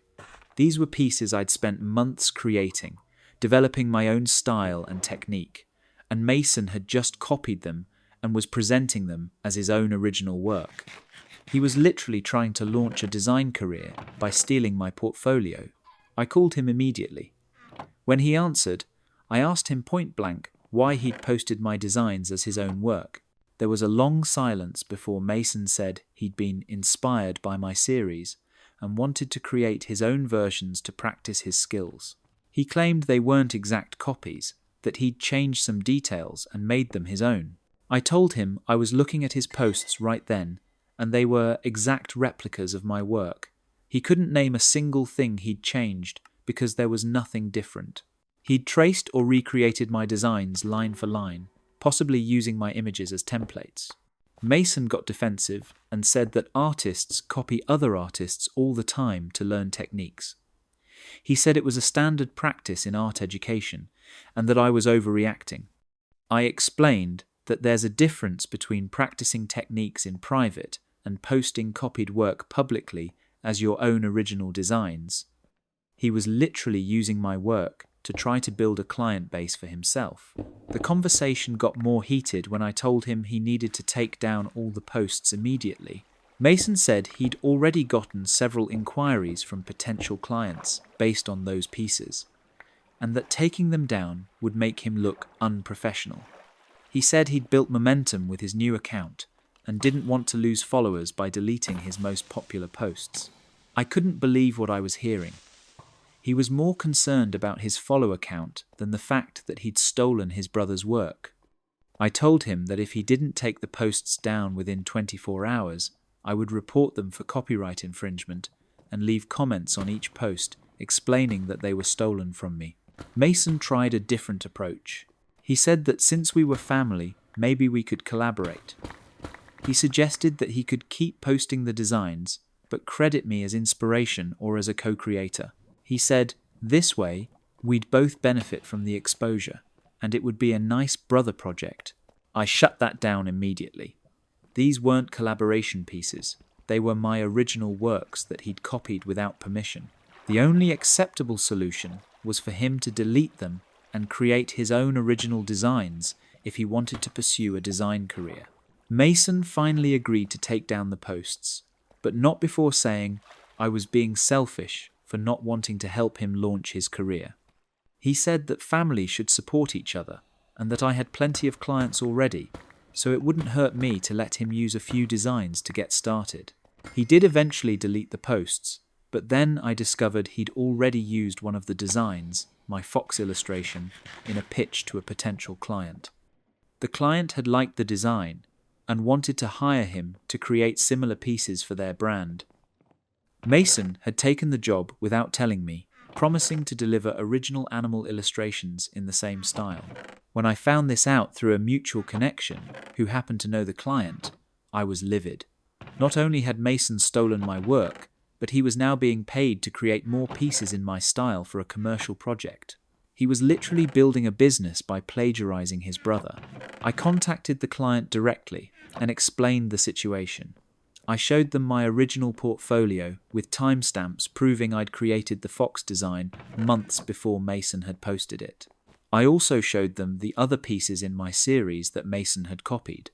The client was horrified and immediately terminated their agreement with Mason. Mason called me furious, saying I'd sabotaged his first real design job and ruined his chance at building a career. He accused me of being jealous and competitive, of not wanting him to succeed in the same field. He couldn't or wouldn't understand that the issue wasn't him pursuing design work. It was him stealing my designs to do it.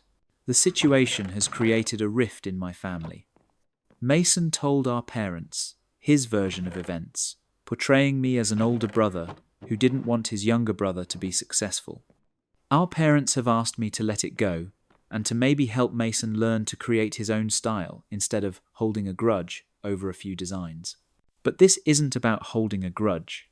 This is about protecting the work I've spent years developing and making it clear that theft isn't an acceptable shortcut to success. If Mason wants to be a designer, he needs to create his own original work, not steal mine and act victimized when he gets caught. That's the end of that story. Trying to launch a creative career by stealing your siblings' work and then acting like they're being unsupportive when they stop you is absolutely shameless. The fact that he saw his brother's original designs as free raw materials for his own portfolio shows a complete lack of respect for both his work and the creative field itself. Some people really think being family means they're entitled to whatever you've created. Now, let's move to a story about a neighbour who seems to believe assigned parking spots are just suggestions. I live in a medium-sized apartment complex with about 60 units. Each apartment comes with one assigned parking spot in the underground garage. The spots are numbered and correspond to specific units, so there's no confusion about who parks where. It's a simple system that works well for most residents. When I moved in about a year ago, one of the things I specifically looked for in an apartment was guaranteed parking, because I'd had issues with street parking at my previous place. Having my own designated spot was actually one of the main selling points that made me choose this building. My assigned spot is number 42, and it's in a pretty convenient location, not too far from the elevator and easy to access. For the first few months of living here, everything was fine. I'd come home from work, pull into my spot, and never had any issues. Then, about 7 months ago, I came home from work around 6 o'clock in the evening and found another car in my spot. It was a blue sedan that I didn't recognize. I drove around the garage, looking for another space, and eventually found one of the visitor spots available. I parked there temporarily and went to the building manager's office to report the issue. The building manager, Carol, said she'd look into it and send out a reminder email about parking spot assignments. She said sometimes new residents got confused about which spot was theirs. I figured it was a one-time mistake and didn't think much more about it. But the next week, it happened again. Same blue sedan in my spot. This time, I left a polite note on the windshield explaining that this was my assigned spot and asking the person to please park in their own designated space. I had to park in a visitor spot again, which was annoying, but I was trying to be understanding. The car disappeared within a few hours, but 2 days later, it was back in my spot again. At this point, I was getting frustrated. I took a photo of the car and the license plate and sent it to the building manager. Carol said she'd track down the owner and address the issue directly. A few days later, Carol emailed me saying she'd identified the car owner as a resident in Unit 28 named Derek. She said she'd spoken to him about parking in the correct spot and that the issue should be resolved. I felt relieved and hoped that would be the end of it. It wasn't. Over the next few months, Derek continued to park in my spot. It wasn't every day, but it was frequent enough, maybe 2 or 3 times a week, that it became a serious ongoing problem. Each time, I'd have to hunt for visitor parking, or, when visitor spots were full, park on the street and risk getting a ticket. I left multiple notes on Derek's windshield.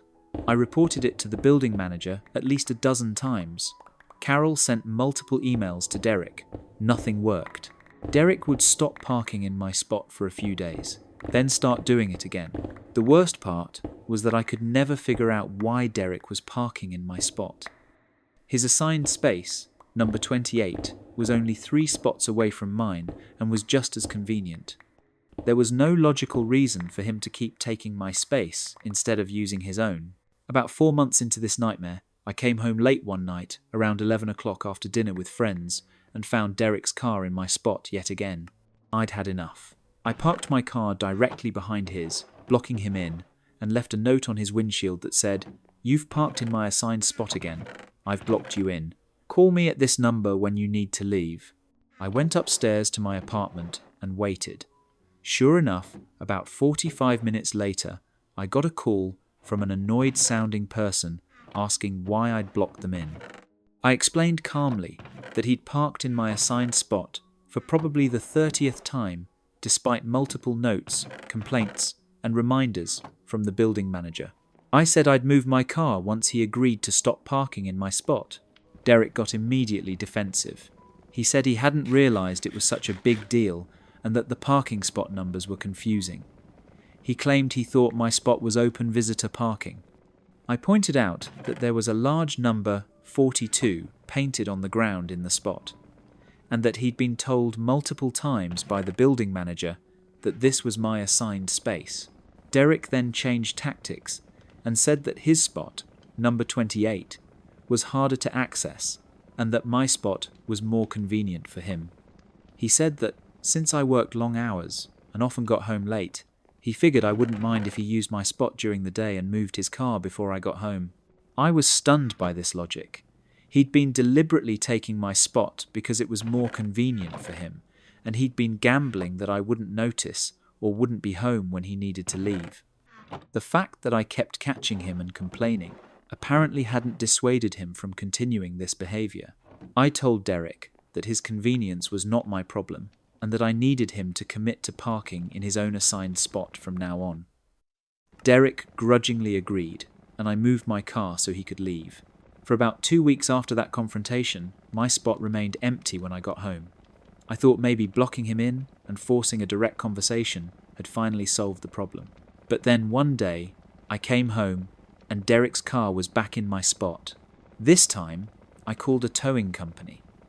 The building management had given all residents information about which towing company was authorised to remove illegally parked vehicles from our garage.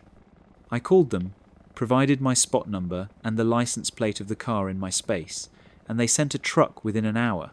I watched from my window as Derek's car was towed away. I felt a mix of satisfaction and guilt. I didn't want to cost someone else money and hassle, but I was out of other options. Nothing else had worked. The next day, I got an angry knock on my door. It was Derek, furious about his car being towed. He said it had cost him $350 to get his car back, and that I should reimburse him for the expense. He said that having someone towed without warning was extreme and vindictive. I reminded Derek that I'd left numerous notes, that the building manager had spoken to him multiple times, and that I'd personally confronted him about the issue. He'd been warned repeatedly and had chosen to continue parking in my spot anyway. The towing wasn't without warning. It was a last resort after months of him ignoring every other attempt to resolve the situation.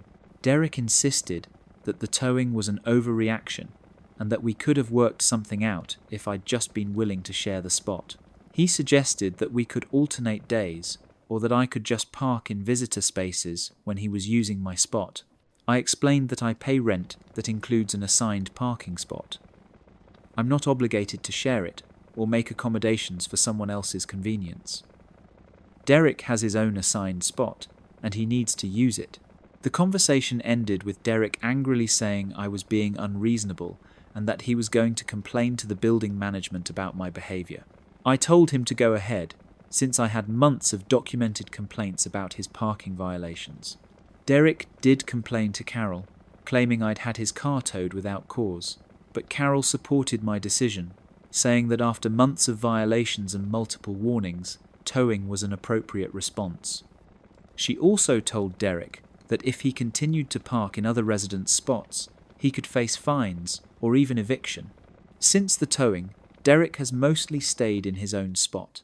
He's parked in mine maybe twice in the past 3 months, and both times I've called the towing company immediately. After the second towing, he seems to have finally gotten the message. The whole situation has been exhausting and ridiculous. The amount of time and energy I've spent dealing with someone who couldn't grasp the simple concept of parking in their own designated space has been infuriating. What should have been a non-issue turned into months of conflict because one person decided their convenience was more important than following the rules everyone else manages to follow. That's the end of that story. The entitlement required to repeatedly park in someone else's assigned spot because it's slightly more convenient for you, and then get angry when there are consequences, is mind-blowing. Some people really do think rules are optional suggestions that only apply to other people. The fact that he expected the person whose spot he'd been stealing for months to reimburse him for getting towed is the cherry on top of the audacity sundae. Speaking of people with boundary issues, this next story involves a friend who thought expensive borrowed items were theirs to do whatever they wanted with. I'm a photography enthusiast, and I've been building up my camera equipment collection for about 5 years now. It's an expensive hobby, and I've invested thousands of dollars into lenses, camera bodies, tripods, and other gear. I take really good care of my equipment because I know how much it's worth and how important it is for the kind of photography I do. My friend Brandon and I have been close for about 8 years. We met at work and bonded over our shared interest in creative pursuits. Brandon dabbles in photography as well, though he's never invested in professional level equipment. He usually just uses his phone camera or occasionally borrows a basic point and shoot from another friend. About 3 months ago, Brandon mentioned he had a trip coming up to Iceland and was really excited about capturing the landscapes. He said he wished he had better camera equipment for the trip because the scenery was supposed to be incredible. I could tell he was hinting that he wanted to borrow my camera, but I didn't offer because my equipment is really valuable and I'm protective of it. A week before his trip, Brandon asked directly if he could borrow my camera setup for the 10 days he'd be in Iceland. He specifically wanted my main camera body, which cost me around $3,000, and my best landscape lens, which was another $2,000. That's $5,000 worth of equipment he was asking to take to another country. I was immediately uncomfortable with the idea, but Brandon and I have been friends for a long time, and I didn't want to seem like I didn't trust him. I told him I'd think about it. Brandon said he'd be super careful with everything and that he really wanted to come back with professional quality photos from the trip. After a couple of days of consideration, I decided to say yes, but with very clear conditions. I typed up a document listing all the equipment I was lending him, including serial numbers. I explained how to properly care for each piece, what to avoid, and how to safely pack everything for travel. I also asked Brandon to add the equipment to his travel insurance policy for the duration of the trip, just in case anything happened. Brandon seemed a little put off by all the formality, but he agreed to everything. He signed the document acknowledging he was responsible for the equipment and confirming he'd added it to his insurance. I spent an hour walking him through how to use everything properly, explaining the settings, and showing him how to change lenses safely. When Brandon left with my equipment, I felt anxious but tried to trust that everything would be fine. He sent me a few photos during the trip, and the images looked amazing. Iceland's landscapes are stunning, and my equipment was definitely capturing them beautifully. I felt happy that I'd been able to help Brandon create these memories. When Brandon got back from his trip, he didn't return my equipment right away. He said he wanted to keep it for a few more days to go through all his photos and possibly do a local photo shoot to practice what he'd learned. I was a bit annoyed, but figured a few more days wouldn't hurt. A week after he got back, I texted Brandon, asking when I could pick up my camera gear. He said he'd drop it off that weekend. When Saturday came and went with no word from Brandon, I texted again. He apologized and said he'd been busy, but would definitely get it to me the next week. This pattern continued for another 2 weeks. Brandon kept promising to return my equipment, but never followed through. Finally, almost a month after his trip ended, I told Brandon I was going to come to his apartment to pick up my gear. He reluctantly agreed, and we set a time for the following evening. When I arrived at Brandon's apartment, he handed me my camera bag with an odd expression on his face. I opened it right there and started checking my equipment. The camera body looked fine at first glance, but when I examined the lens, my heart sank. There was a visible crack in the front lens element. Not a small crack either, It ran almost the entire diameter of the glass. I looked at Brandon and asked what had happened. He got defensive immediately and said the crack was probably already there and I just hadn't noticed it before. I told him that was impossible. I inspect my lenses regularly, and there's no way I would have missed a crack this significant. This lens had been in perfect condition when I'd lent it to him. Brandon then changed his story and admitted that he'd dropped the lens during the trip. He said it had fallen out of his bag onto some rocks while he was hiking. He'd been meaning to tell me, but didn't know how to bring it up. That's why he'd been avoiding returning the equipment. I was trying to stay calm, but inside I was devastated. This lens was one of my most valuable pieces of equipment, and now it was potentially ruined. I asked Brandon why he hadn't told me immediately when it happened. He said he'd panicked and hoped I wouldn't notice the damage. I asked about the insurance he'd agreed to add the equipment to. Brandon admitted he'd never actually added my gear to his travel insurance. He said it had seemed like an unnecessary expense since he was planning to be careful. Now we were looking at a cracked lens, worth $2,000 with no insurance coverage. Brandon offered to pay to have the lens repaired, but when I looked up repair costs, we learned that a crack in the front element of this particular lens couldn't be repaired. The entire lens would need to be replaced.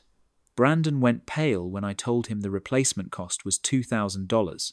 He immediately started trying to negotiate.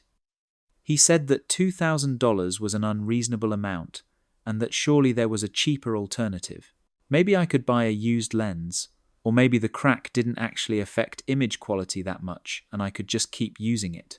He even suggested that since the lens still technically worked, I should just accept the damage and move on. I was furious.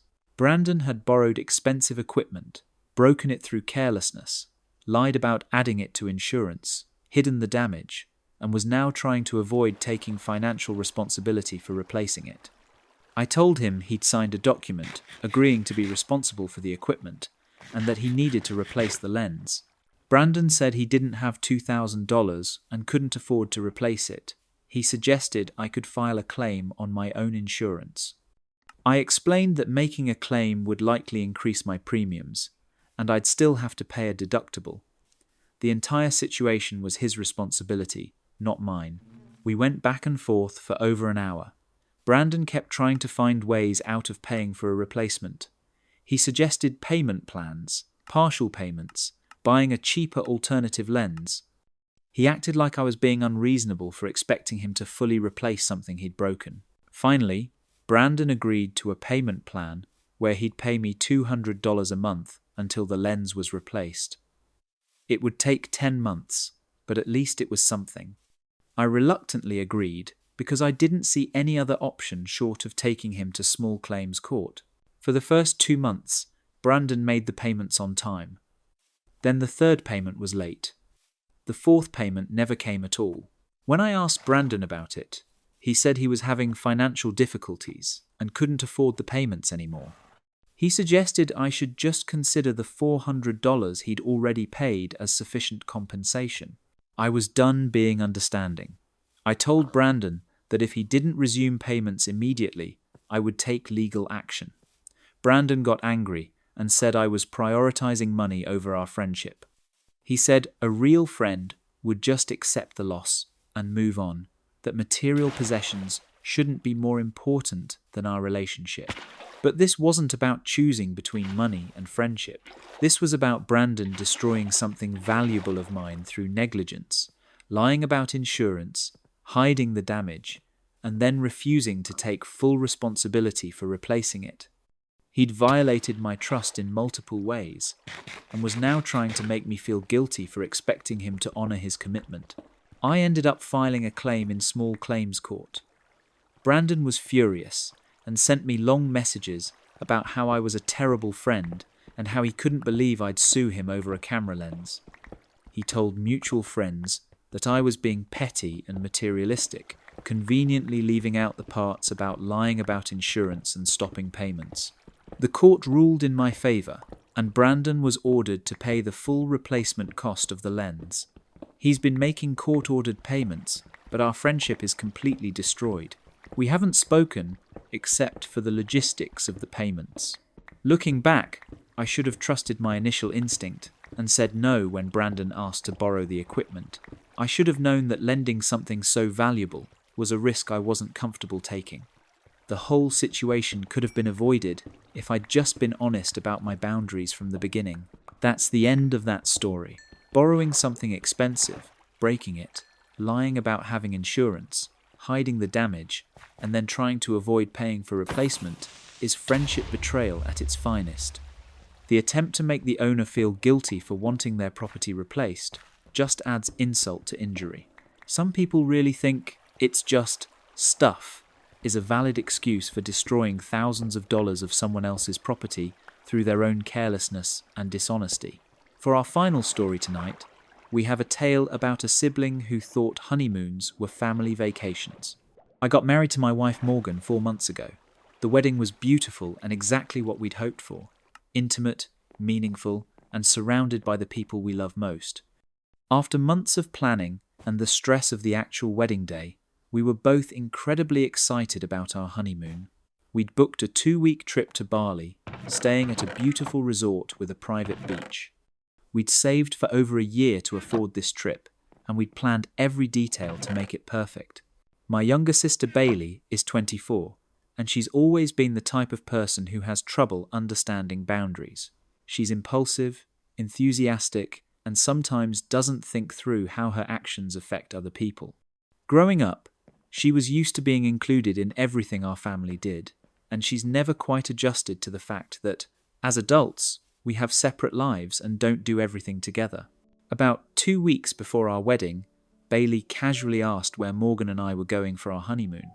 I told her we were going to Bali and described the resort we'd booked. She seemed really interested and asked a lot of questions about the area, the activities available, and how long we'd be staying. I didn't think anything of it at the time. It seemed like normal sister conversation, being interested in my life and my plans. Bailey said it sounded amazing and that she'd always wanted to visit Bali. I agreed that it was supposed to be beautiful and that we were really looking forward to it. The wedding came and went beautifully. Morgan and I were exhausted but happy as we headed to the airport 2 days later for our honeymoon flight. We were both looking forward to 2 weeks of relaxation, romance, and quality time together as a newly married couple. We had a long layover in Singapore before our connection to Bali. We were sitting in the airport lounge, having a glass of wine and talking about our plans for the trip, when my phone buzzed with a text from Bailey. She'd sent a photo of herself at what looked like an airport gate. The caption said, "Surprise! See you in Bali." I stared at my phone in confusion.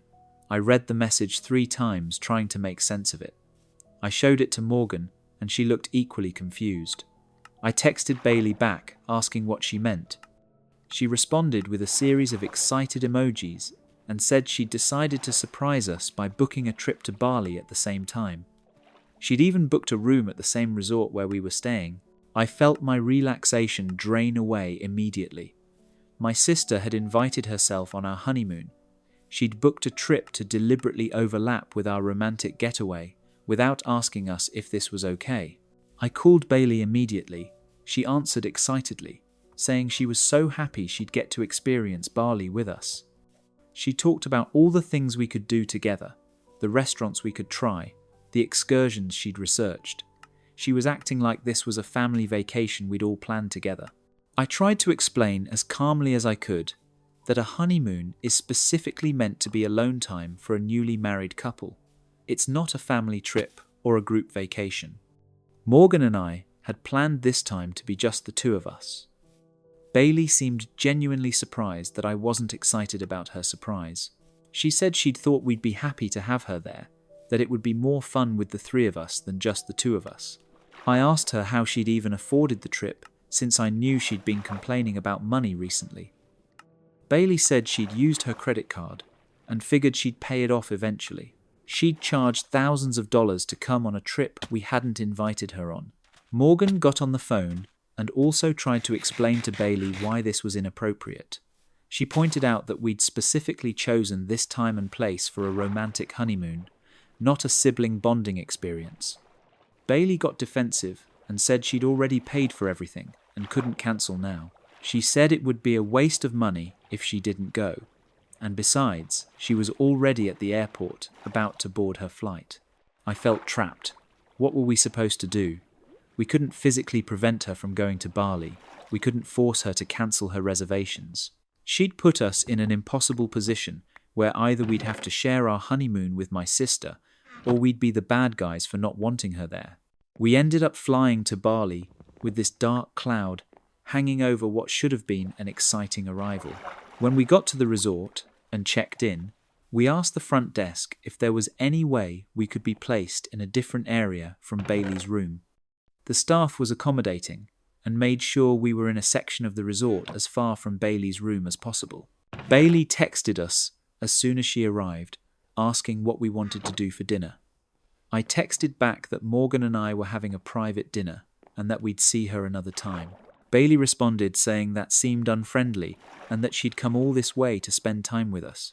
This pattern continued for the entire first week of our honeymoon. Bailey would text constantly asking what we were doing, suggesting activities we could do together, and showing up at places she thought we might be. We'd plan a romantic beach dinner, and Bailey would appear, asking if she could join us. We'd book a couples massage, and she'd try to add herself to the appointment. It was like having a persistent, well-meaning stalker at our honeymoon resort. Morgan was incredibly patient about the whole situation, but I could tell she was disappointed. This was supposed to be our special time, and instead we were spending emotional energy trying to avoid my sister and feeling guilty every time we told her we wanted to be alone. About halfway through the first week, I finally sat Bailey down and had a very direct conversation.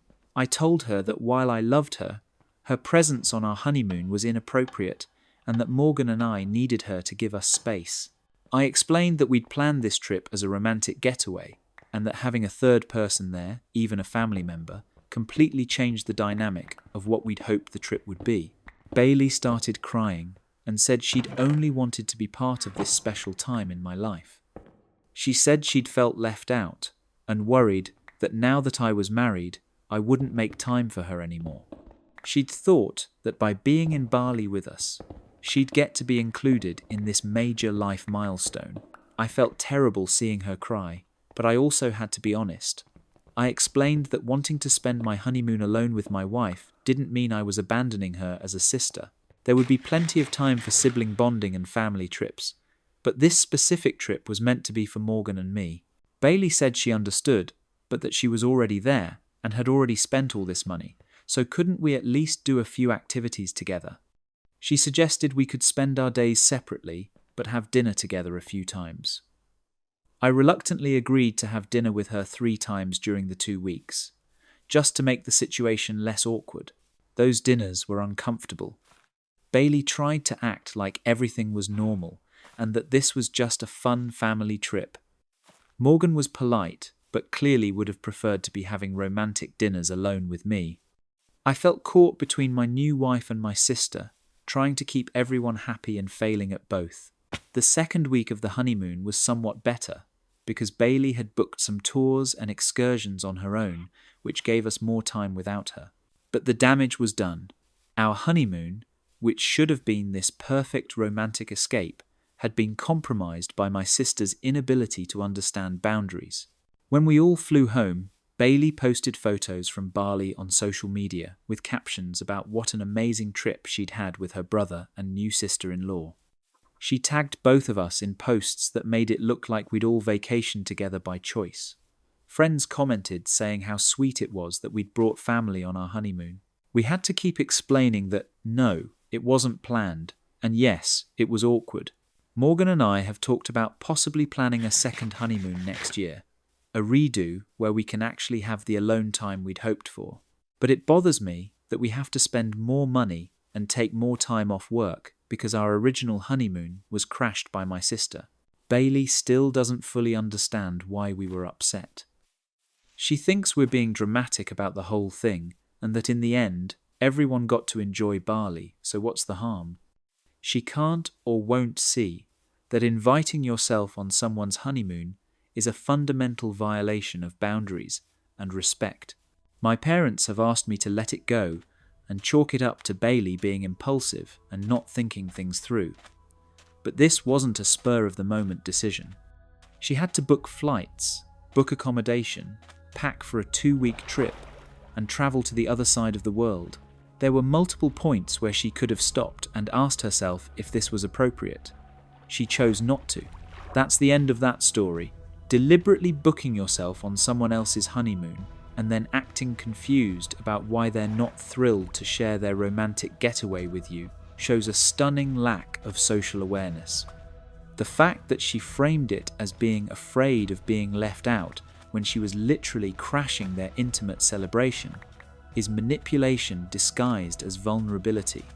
Some people really will violate every boundary and then make themselves the victim when called out on it. And that's where we'll wrap up tonight's collection of stories from the depths of Reddit. Hopefully you've been able to chill while listening or let these voices carry you towards sleep. Take care, and I'll catch you tomorrow.